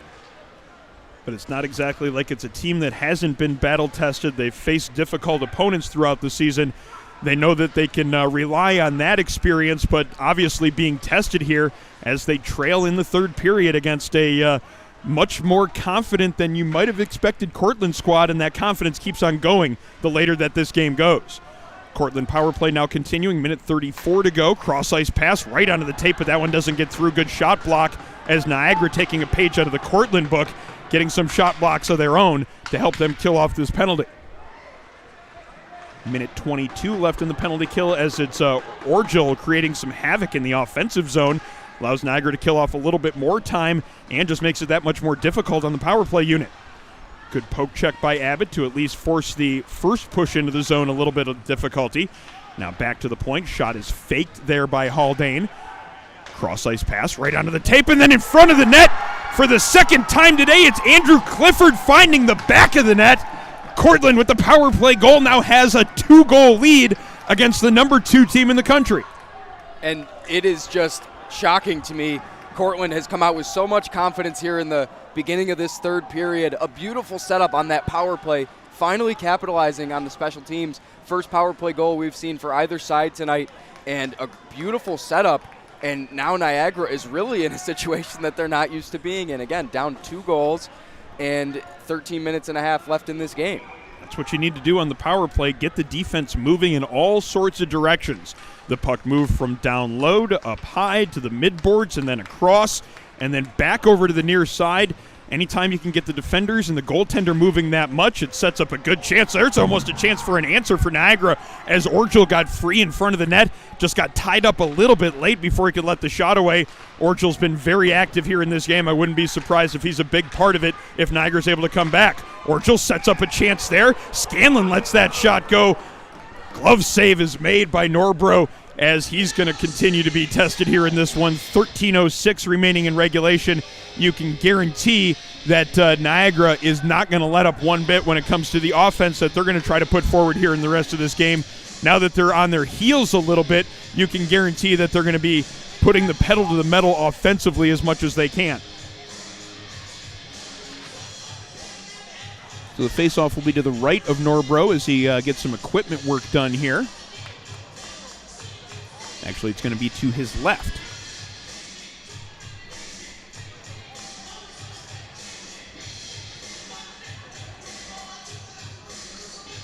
A little bit of a conversation there with Norbro. Finally is all settled in here as we are back underway here in period number 3. 13 minutes and change, 13 minutes exactly now remaining in regulation as it is dumped in on goal, handled by the glove hand of LaSalle. And the two goaltenders exchange some stoppages at either end. And we'll have a face-off coming up in the Niagara zone as we have 12:56 remaining in regulation. And for Niagara, I think as this game goes along, do what Cortland has done to you. Try and force them to make some foolish mistakes, put pressure on in their own end, try and get them to take a penalty because those are the type of plays that can quickly swing the momentum back. Funny bounce off the far boards, but it ends up right in a Niagara stick, and now it's Trevisano gaining the offensive zone. Takes a bump in the corner from Higgins, but he keeps possession of it, at least for a moment. Now Rosenbaum putting some pressure on Higgins in that same corner. Puck comes out towards the far point. Bristol steps in from his point position. Now he has control, gets it down low to Trevisano. Backhand pass to the front of the net. Cross trying to get that shot away. Again, that tight defense on him kept him from really having the time and space he would have wanted to get a good shot away. Trevisano across to Jasmine. Jasmine now with a cross-ice pass. A little bit behind Cross, but he manages to get to it just inside the blue line. Cortland, though, getting the defense over there. They take the puck away at least for a moment, but it's now Newport here along the near wall. Trevisano cycling it down low to Cross. He's got Newport in front of the net. Tries to get it to him, but the defense converges on him, making sure that that lane was closed off before he could take the shot. Cortland, though, is going to be taking a penalty here as it was, I believe, number 6 on the far side. Joseph Morello taking his man down in the corner. Sure, that's the type of penalty the Cortland staff and the rest of the Cortland team doesn't like to see because it was well away from the net. Puck was not in a dangerous position. Morello taking his man down. Nonetheless, it's going to be a 2-minute power play now for Niagara. Chance to chip away. It is what now has grown into a 2-goal lead for Cortland. And, for Niagara, that's exactly what you want. You want to, again, make Cortland make mistakes, put them on their heels, put your opponent in a position where they're uncomfortable. If you're Niagara, you're at home, you have a goaltender that has been dominant all season.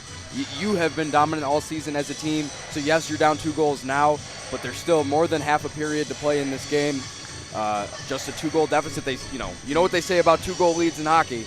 And a power play here and a power play goal here has the potential to turn this game on its head. Well, you knew that it would be a full 60-minute test here for Cortland. They talked about trying to put a 60-minute effort in.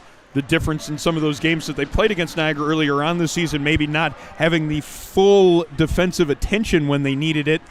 This time they've at least put together 50 minutes or 49 and change, or you can do the math on your own, but they're part of the way there. They have to make sure that they withstand power play opportunities like this one, keep the defensive coverage where they need it to be. Good to see Ethan Knopf back on the ice. He left the game in some discomfort a couple of minutes ago during game action. He's back out there for the power play. Shot goes off the post as Orjo let that one go. Half one-timer. Cortland gets the clear, but right into the Red Dragons bench. So that keeps them from getting it the length of the ice and killing off more penalty time. But it does allow them to make a change here as they have minute 24 left in their minor penalty. And you talked about Cortland playing a full game. We mentioned earlier in the broadcast the first meeting between these two teams, January 27th. Yes, it was a 4-1 Niagara victory, but Aaron, you told me it was tied 1-1 for roughly 50 minutes in that game, and Cortland just couldn't hold on late. We'll see if this is a different outcome. Yeah, it was 3 goals in a little bit more than a minute in that game that blew it open for the Purple Eagles. You have to know the Purps are looking for something just like that here tonight. Cortland's going to try to make sure that they keep doing everything that they need to do defensively to keep that from happening. Right now, they need to kill off the last minute 2 of this penalty. Rosenbaum at the left point, lets the shot go. He had a screen in front, but it looked like he hit Trevisano with the shot, kept it from ever getting to Norbro. Collision behind the net. That allows Niagara to find possession, but that pass doesn't connect. It ends up coming right out in front of the net, though. Bristol walks it back to the point.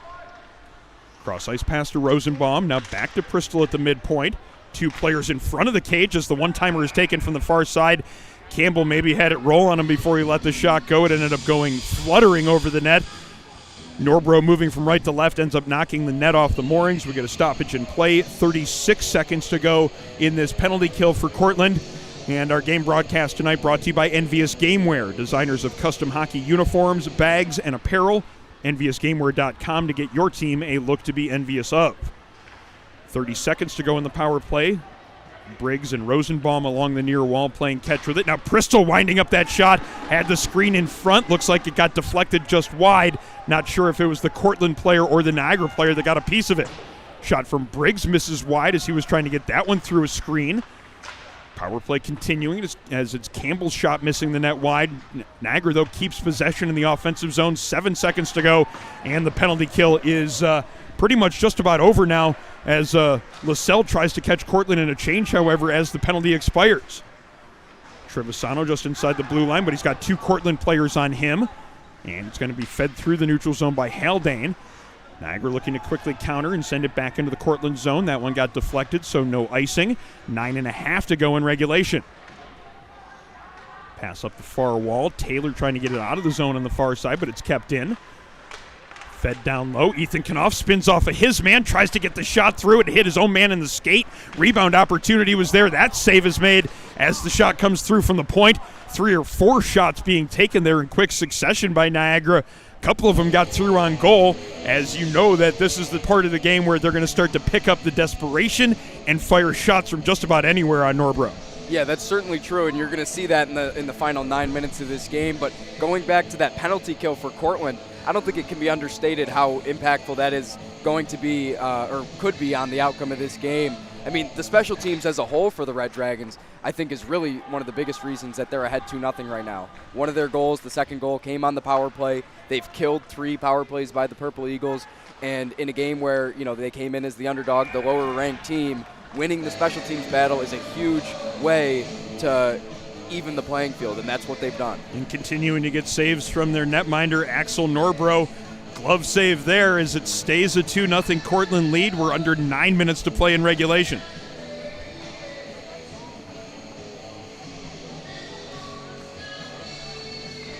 Face off to the right of Norbro. Cortland winning the draw. Now it's going to be Bianchi looking to start it up ice.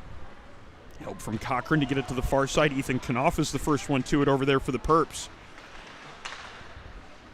Knopf and Orgel in the far corner as Knopf gets knocked down on the play, perhaps trying to draw a penalty, but none coming in this occasion. Pass is played off the near board. Sarosi making sure it gets out to center ice. Not long there, though, as quickly comes the Purple Eagles. In across the blue line, the shot's taken, the rebound is there. Scramble for the loose puck. It ends up sliding under Norbro and going wide. Now Cortland just trying desperately to get out of the zone. It does eke across the blue line as now both teams scrambling to find possession in the neutral zone. Player gets knocked down, delayed penalty coming up against Cortland. Shot goes wide off the stick of Scanlon, touched by the Cortland player on the far side. A roughing call is signaled by the referee on the far side of the ice. And so now it's another power play opportunity coming up for Niagara. Again, the Cortland penalty killing unit is going to have to go back to work if they're going to make this lead stand up. Yeah, we just talked about, 2 minutes ago, they killed off a huge penalty that, for now at least kept them in the driver's seat of this game. But continuing to take penalties is not a wise strategy for any team, let alone an underdog late in a road playoff game. And on another point, Norbro continuing to make impressive saves against this Niagara team, but how often is Cortland going to continue to put him in positions to make those difficult saves? They got to do a little bit better job of getting in the shooting lanes. Niagara power play getting set up. The shot coming from the top of the circle from Rosenbaum. Good clean look at it for Norbro. He makes the save and covers up. First 13 seconds gone on the penalty kill. Penalty going against Andrew Clifford. Obviously the type of penalty that his teammates probably don't love to see, considering it was in the neutral zone away from the net, but considering the fact that Clifford has both Cortland goals, I think they might give him a pass on that one. Niagara power play continuing now. Bristol misplays it at the point. It ends up coming all the way back into Niagara territory. It gives Cortland a chance to change their forwards on the penalty kill. First 30 seconds gone on the PK for the Red Dragons. Rosenbaum through the neutral zone. Down below the goal line now as he's looking for a passing option. He's got a man right on him, drives him to the wall, but he ends up getting it to Trevisano. He had a lane right to the front of the net, took the shot from in tight. Norbro makes the save, and the Red Dragons then get the clear. Minute 8 to go in the penalty kill. Crystal with Hammerly watching him.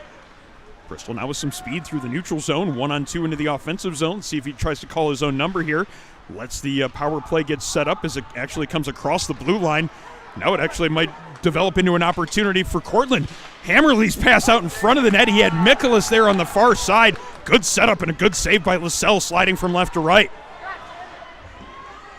Puck comes in just on sides for Niagara. Mikolas looking at Scanlon as Scanlon circles the net with possession of the puck. Power play formation now getting set up as Knopf's shot from the midpoint. Again, Norbro with a good clean look at that one, standing right on top of the blue paint. Makes the save and drops into the splits afterwards. You can tell just by his body language that that's a confident goaltender. It certainly is, and not for nothing, Lascelles on the other end is still as confident and as effective as he has been all season. That most recent save, yes, they're down 2, but to keep it close at this point is still extremely important. So Niagara has to play a complete game in all 3 phases to try and come back here. Still 15 seconds on the power play, too. Yeah, because you have to know that they're going to be pushing a little bit more offensively. That might create a little bit of cracks on the defensive side of things. We already saw that break attempt here on the penalty kill. There's a good-looking setup there. Orgel had a great line to take the shot. He ends up hitting his own teammate in the skate. And it might be that that's the way that this game is going for Niagara. They get themselves in a good position like they did there. Friendly fire ends up hurting them. That shot going off the skate of Ethan Knopf, but now he has a chance to get it out in front of the net. He finds a teammate, and they eventually get the shot on goal, but they can't find the net with it. That looked like for certain that they had the goaltender down and out, but they couldn't get the shot on goal. They still have an opportunity here in the offensive zone as Norbro doesn't have the stick. Has a chance to get it again, though, as finally they get the zone cleared. Norbro finally getting the stick off the ice. Man, Norbro has just been all over the place. Looks like it's an icing call against Niagara here. That's why the stoppage has come, the faceoff coming back to Niagara territory. Pick up what you were saying there about the way Norbro's been playing here. Well, I mean, in that previous play, you were right. It looked like he was down and out, completely out of position, and able to make at least one save, and then his teammates came in and helped him out, clearing the puck out of harm's way. I mean, that's just been the story of the night here for Cortland. Every time that Niagara looks like they've set something up, Norbro has been there to shut it down, and when Niagara makes mistakes on the other end, Cortland has capitalized. They, in my opinion, have just played the sharper game. Might have missed something in terms of some of the penalty calls here in the last few minutes. There's still a player in the box for Cortland, even though it is 5-on-5 again. Might have missed a 10-minute misconduct. 23 still in the box, that's Higgins. And now we have a timeout being called, I believe. And I guess this is Niagara taking the timeout. I didn't see it signaled one way or the other. Either way, our broadcast tonight being brought to you by Militello Realty, Western New York's premier commercial real estate broker. To buy, sell, or lease any office, industrial, retail, or investment property, trust the unparalleled knowledge and experience of Militello Realty, 716-856-2872 or militello.com. Our broadcast also brought to you by Envious Gameware, designers of custom hockey uniforms, bags, and apparel. Visit enviousgameware.com to get your team a look to be envious of. So 5 minutes and 33 seconds remaining in regulation. It is a 2-0 Cortland lead. They have withstood a storm, though, since taking the lead here in the third period. They have both of the goals, both here in the third. Since then, though, Niagara has ramped up the pressure. Yeah, certainly, and with that timeout coming, 5.5 minutes left, this is really where the game, I think, will be decided. Niagara has plenty of time, plenty of firepower. If they can get one goal across, Cortland is, I think, going to be reeling. So to keep them off the board and try and keep the play down in the Niagara side of the ice will be massive for Cortland if they want to try and pull this one out in the latter 5 minutes. 5 minutes and 21 seconds remaining in regulation as the puck is behind the Cortland net. Romano trying to work it out of the zone. Eventually they connect on 2 different breakout passes and they get it out to center ice, but it's going to be Stumpo finding it there, sending it right back to the Cortland blue line. Can't get it deep in the zone as now it's going to be Sirosi moving it back in Niagara's direction. Abbott takes it away from Sirosi. He circles the net and feeds a long pass into the neutral zone. Very well read by Andrew Bianchi. He stepped up from his defensive position there to make sure that that one didn't get up ice. Puck ends up being deflected out of play. 4:52 now between the Cortland Red Dragons and a date in the semifinals. Yeah, and now you start to look ahead to what the rest of the tournament could possibly hold. 4:52 left in this game. You see the Buffalo Bulls in the near corner getting ready for the next game against Cornell. We know we know at least 2 of the next 4 teams that will be in play because of the byes, Binghamton and St. Bonaventure. But the other 2 spots in that semifinal still to be decided. And the defending UNYCHL champions on the ropes here in this one as Zach Briggs tries to help things out. That shot comes in, goes off the crossbar and out. The whistle was blown, however, as the net is off the moorings on the far side. It looked like Niagara was buzzing there around the net. They had a couple opportunities. Looked like one of those shots almost went in. Everybody catches their breath as they put the net back on its pegs. 4:30 to go now in regulation as Niagara continuing to put the pressure on. When I first saw that shot and it come up and go down, I thought Niagara had tucked it away top shelf for their first goal of the game. It was blown off right away. The official was in the right spot. The net was off. But, that could have been a huge, huge momentum shifter late in this game. And, the Niagara bench and their players on the ice obviously really would have liked that one to go in. But still, knocking on the door here in plenty of time. Fight for a loose puck behind the net. 2 players from each side pushing for possession of it. A real intense battle there. It's going to be Hammerly coming away with it, giving his team a chance to get the clear, but they can't get it out as he tries to flip it out of the zone. Eventually, it does get some help as Garnhart carries it out, but he can't get it deep. Maybe a 2-on-1 setting up for Niagara. Pass quickly across to Campbell. Just slides off of his stick before he can settle it down. Under 4 minutes to go in regulation. Shot from Briggs goes wide. Kept in at the point by Bristol. Pass out in front to Campbell. Quick one-time shot. Rebound chances there. 4 saves for Norbro as the scramble in front of him. It's going to take something perfect to beat the Cortland netminder tonight. He has been sensational right since the start of this game. Axel Norbro is stone cold. He faced down those shots like nothing. He made the first save, didn't move an inch. They fired one right back at him, and 2 and 3 more after that. And it's a little slow getting back up, though. He got drilled with pucks and then I think got involved in that scrum after the play. But, they cannot get anything by him. He is just making every single save. And the confidence is off the charts. You can clearly tell. That looked like the one where they had him. They had him down and out, it seemed like, and had all they had to do was figure out a way to get the puck past him. Couldn't figure out a way to do it, however. Game stays 2-0 in favor of Cortland.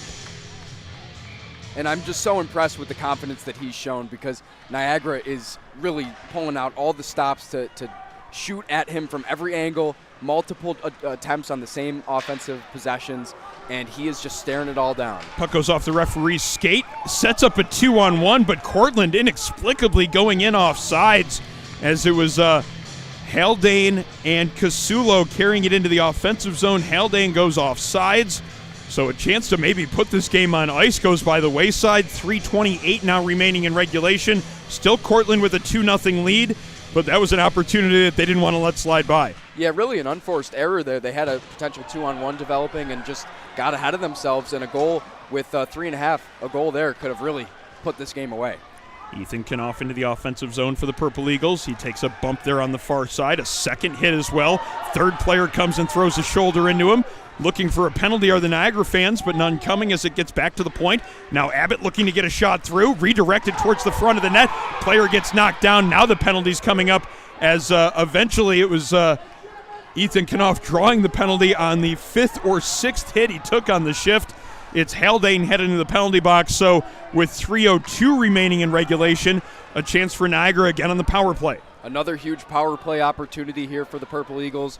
3:02 left in the game. And before that whistle was blown, you saw Knopf in the corner. He was really scrapping there. And I was surprised to see that because of the injury he sustained earlier in the game. And then eventually so scrappy, able to draw the penalty, and a huge power play coming up. Conversation at the penalty box there between the 2 referees. Crowd gathered in front of the Niagara bench as well as they look to talk about their strategy for this power play that's coming up. Biggest power play they'll face all year, Ryan. It is, and for Niagara, this this is the one opportunity I think you might have before you have to pull your goaltender with 3 minutes left in this game. If you can get one across on the power play, then you can look at pulling the goaltender in the final minutes of play. And, you know, Niagara with a numbers advantage, that's a scary sight if you're Cortland. So like you said, biggest penalty, biggest power play of the season really for both of these two teams. Niagara trying to hang on and remain in this tournament, and Cortland trying to pull off a massive upset in our first game here this weekend. And Niagara is the defending league champions. Interesting note on that, there has never been a team that was the defending champions that repeated as champions in the UNYCHL. At least right now, this defending champion is on the brink. It is 2-0 with 3:02 remaining in regulation. Cortland looking to pull off what would be considered a pretty big upset, but they still have plenty of time left and a lot more work to do against a potent offensive squad. This Niagara Purple Eagles power play about to go to work here, I believe, as they're trying to get the penalty up on the scoreboard. It's a 5-minute call. Wow. Goodness. I was not expecting that, and that changes everything. Well, it's a 5-minute power play now, and basically the rest of regulation is going to be a power play for Niagara. They trail by 2. Rosenbaum walking in, letting the shot go. There's a rebound there briefly. Norbro quickly throws the glove over top of that one. That was an anxious moment for the Cortland side, but he did manage to make the stop and cover it up. And now this really adds to the drama when you consider the fact that Niagara is going to have the full 2:51 remaining in regulation to work with the power play. If they're able to get that first one, they'll be able to continue to work with the second one, but they haven't beat Norbro yet tonight. Rosenbaum across to Bristol. Two of them playing catch with it here on the midpoint and left point. Cross ice to Campbell. He loads up the wrist shot. That one misses the net high and wide. Rosenbaum, although able to have plenty of time to settle it down over here on this left side, as he and Bristol again load up those passes. And that shot goes straight up over the net into the protective netting off of Rosenbaum's stick.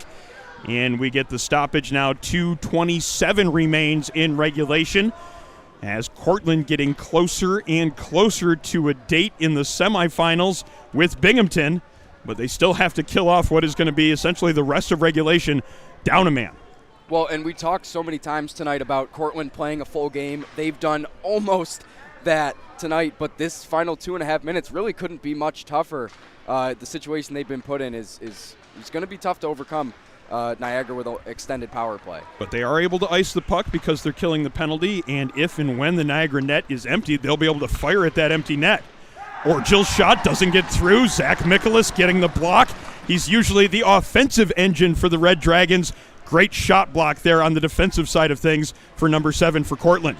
Now he's causing some havoc in the offensive zone, killing off a little bit more time. He's got to dig in and get back defensively as we're under 2 minutes to play in regulation. Lascelles out of his net. He's heading to the bench. Puck comes over to the far side. Turnaround shot from Ethan Knopf. Save is made by Norbro, as now there are 6 skaters out there for Niagara. The net is empty as Brady Knopf's shot comes through from the point. Looked like that either hit a body in front or went off the shoulder of Norbro.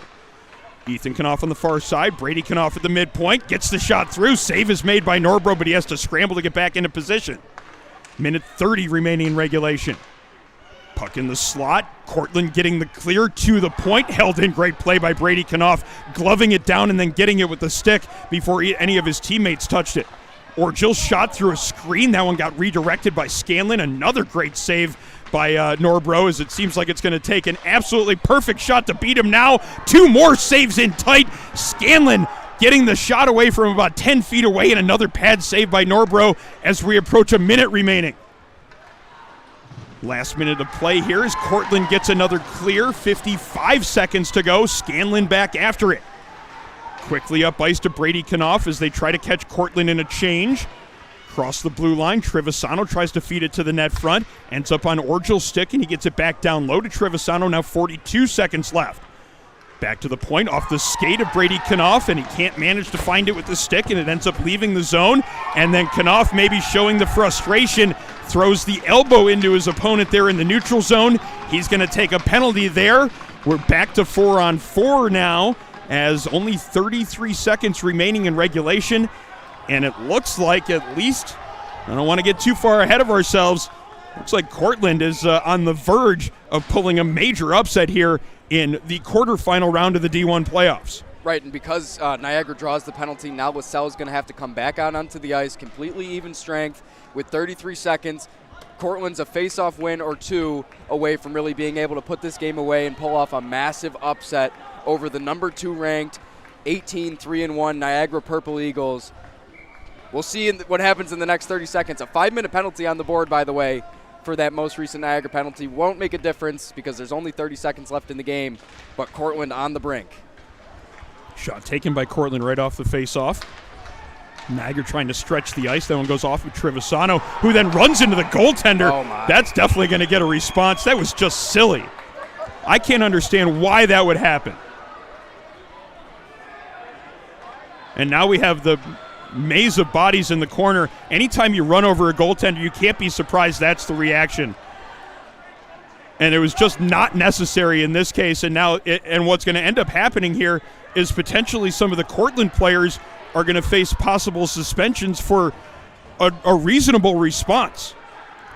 Yeah, if you're Cortland, you have to defend your goaltender in that situation. Completely uncalled for to hit the goaltender out of his net with 24 seconds in a game that is essentially over. Uncalled for really in any situation. You just don't do that. And then to your point, Cortland could potentially face discipline for, defending their goaltender and defending the unwritten rules of this game. We'll have to pay attention to exactly how these penalties are handed out here. As 23.5 seconds remaining in regulation, referees are certainly going to have some conversation there at the scorer's box to hand out whatever sort of penalties are going to be handed out here. But certainly the couple of Cortland players that were involved in the fracas that followed up the running over of the Cortland goaltender there in the corner, see what sort of penalties they're given and whether or not they're going to be able to play tomorrow and whether or not Cortland's going to be at full strength for tomorrow's game. You can pretty much punch their ticket into the semifinals at this point. 23 and a half seconds remaining. 2-goal game, still enough time for it to happen. So not completely calling this one a finished result, but certainly that will be a factor in how things move forward as the referees have their conversation over at the box. One Cortland player being shown to the exit. I believe that is Max Taylor. He was definitely involved in the battle there in the corner, so keep an eye on and certainly pay attention after the game to see an idea of what sort of penalties are being handed out here for that event. Referees are going to have more conversation over there, I'm sure. Our broadcast tonight has been brought to you by the Battaglia Marciano Agency, an independent agent for auto, homeowners, business, and life insurance. The Battaglia Marciano Agency has been providing peace of mind for Western New Yorkers for over 35 years. Contact them at 675-5700. Also, our broadcast made possible by Buffalo Golf and Social, Western New York's leading indoor golf facility, simulators, lessons, and leagues. Buffalo Golf and Social is the area's best destination for year-round practice and instruction. Locations downtown and in Orchard Park. Book your next event at Buffalo Golf and Social. Conversation still continuing after a melee in the Cortland zone with 23 and a half seconds remaining. Our second game of the evening, not too far away. It is going to be the University at Buffalo against Cornell in our other quarterfinal matchup. 8 o'clock warm-up is the scheduled starting time for that event. So expecting face-off to be around 8:25. Might be delayed just a little bit based on the amount of time that it's taking to get through the end of this game as we see another Cortland player leaving the ice. That is number 6, Joseph Morello, I believe, as he meets one of his teammates off the ice, and a couple of conversations there with some of the awaiting University of Buffalo players. I could say for a fact that the UB players, they were rooting for Cortland in this game. Niagara has got to be the biggest rival for UB. And honestly, I think the rest of the UNYCHL is probably excited to see such a formidable opponent knocked out, upset in the first round. Of course, they'll be back for nationals, but that's down the line. We got to worry about this weekend first. 23 and a half seconds left in this game. And, really an unfortunate turn of events here because I thought this was a clean game, competitive all the way, and kind of marred in the last minute with that brawl. Frustration starting to rear its head there is all it really was. And really in the aftermath of that, you hope the remaining 13 seconds of the game here go by without too much incident. Score remains 2-0 as doesn't seem that tempers are necessarily down here, but it was good to see that there was no real melee around the net there in that occasion. So last 13 seconds still left to play here from Dwyer Arena. But certainly there's going to be a lot to be said for the way that Cortland played this game, the way that Axel Norbro was in the pipes, as he makes one more save here for good measure with the blocker hand. As the shot comes through from the near boards, Rosenbaum missing the net wide. The last 2 seconds ticking away. Axel Norbro throws the stick down, throws the gloves off, and celebrates with his teammate. A 2-0 shutout for Axel Norbro, the starting goaltender for the Cortland Red Dragons. And Cortland has knocked off Niagara. They'll play tomorrow in the UNYCHL Division I semifinals, facing off against the Binghamton Bearcats. And what really just a fantastic game all the way around from Cortland. I mean, they were on their heels for a good part of this game. I think especially the first 30 minutes or so of this game. And, I mean, mostly Axel Norbro keeping them in the game, shutting down Niagara every time they had a chance. And then really almost exactly at the halfway point, maybe around 12 minutes to go in the second period, Cortland really found their legs. They found their offense, and they carried that forward into the third period. They got 2 goals across early. The goaltender continued to shine for them. And, you know, on the other end, facing a goaltender in Josh Lascelles, who had such a great season. He played great tonight, too, only allowed 2 goals. But most impressively for me was keeping Niagara off the board tonight for Cortland.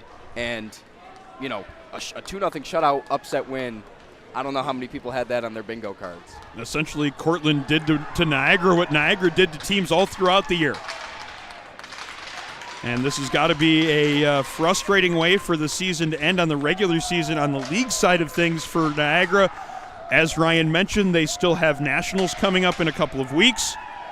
But a tough loss here on home ice against the underdog Cortland Red Dragons. And it's the Red Dragons that will face Binghamton tomorrow in the semifinal round. The 2 stars of the game, the goaltender number 1, Axel Norbro. He was phenomenal in net. We'll have to check the stats to see exactly how many saves he made here in this win, but he was outstanding first period, second period, third period. And then on the offensive side of things, Andrew Clifford with both goals for the Cortland Red Dragons, and they pull off the upset here at Dwyer Arena. They'll face Binghamton tomorrow with a chance to move to the UNYCHL championship game. And we will have live coverage of the rest of the event all weekend long here on the Nickel City Hockey Network. Be sure to join our next broadcast coming up probably within the next hour. It will be Buffalo and Cornell. Obviously, stay tuned for that matchup. We will have live coverage right here on the Nickel City Hockey Network. That should just about do it, though, for our broadcast here for Game 1 of the quarterfinal round. For color commentator Ryan Tantullo, camera operator Jeff Jazarowski, my name is Aaron Elpern. Thank you so much for joining us, and we'll talk to you soon on the Nickel City Hockey Network.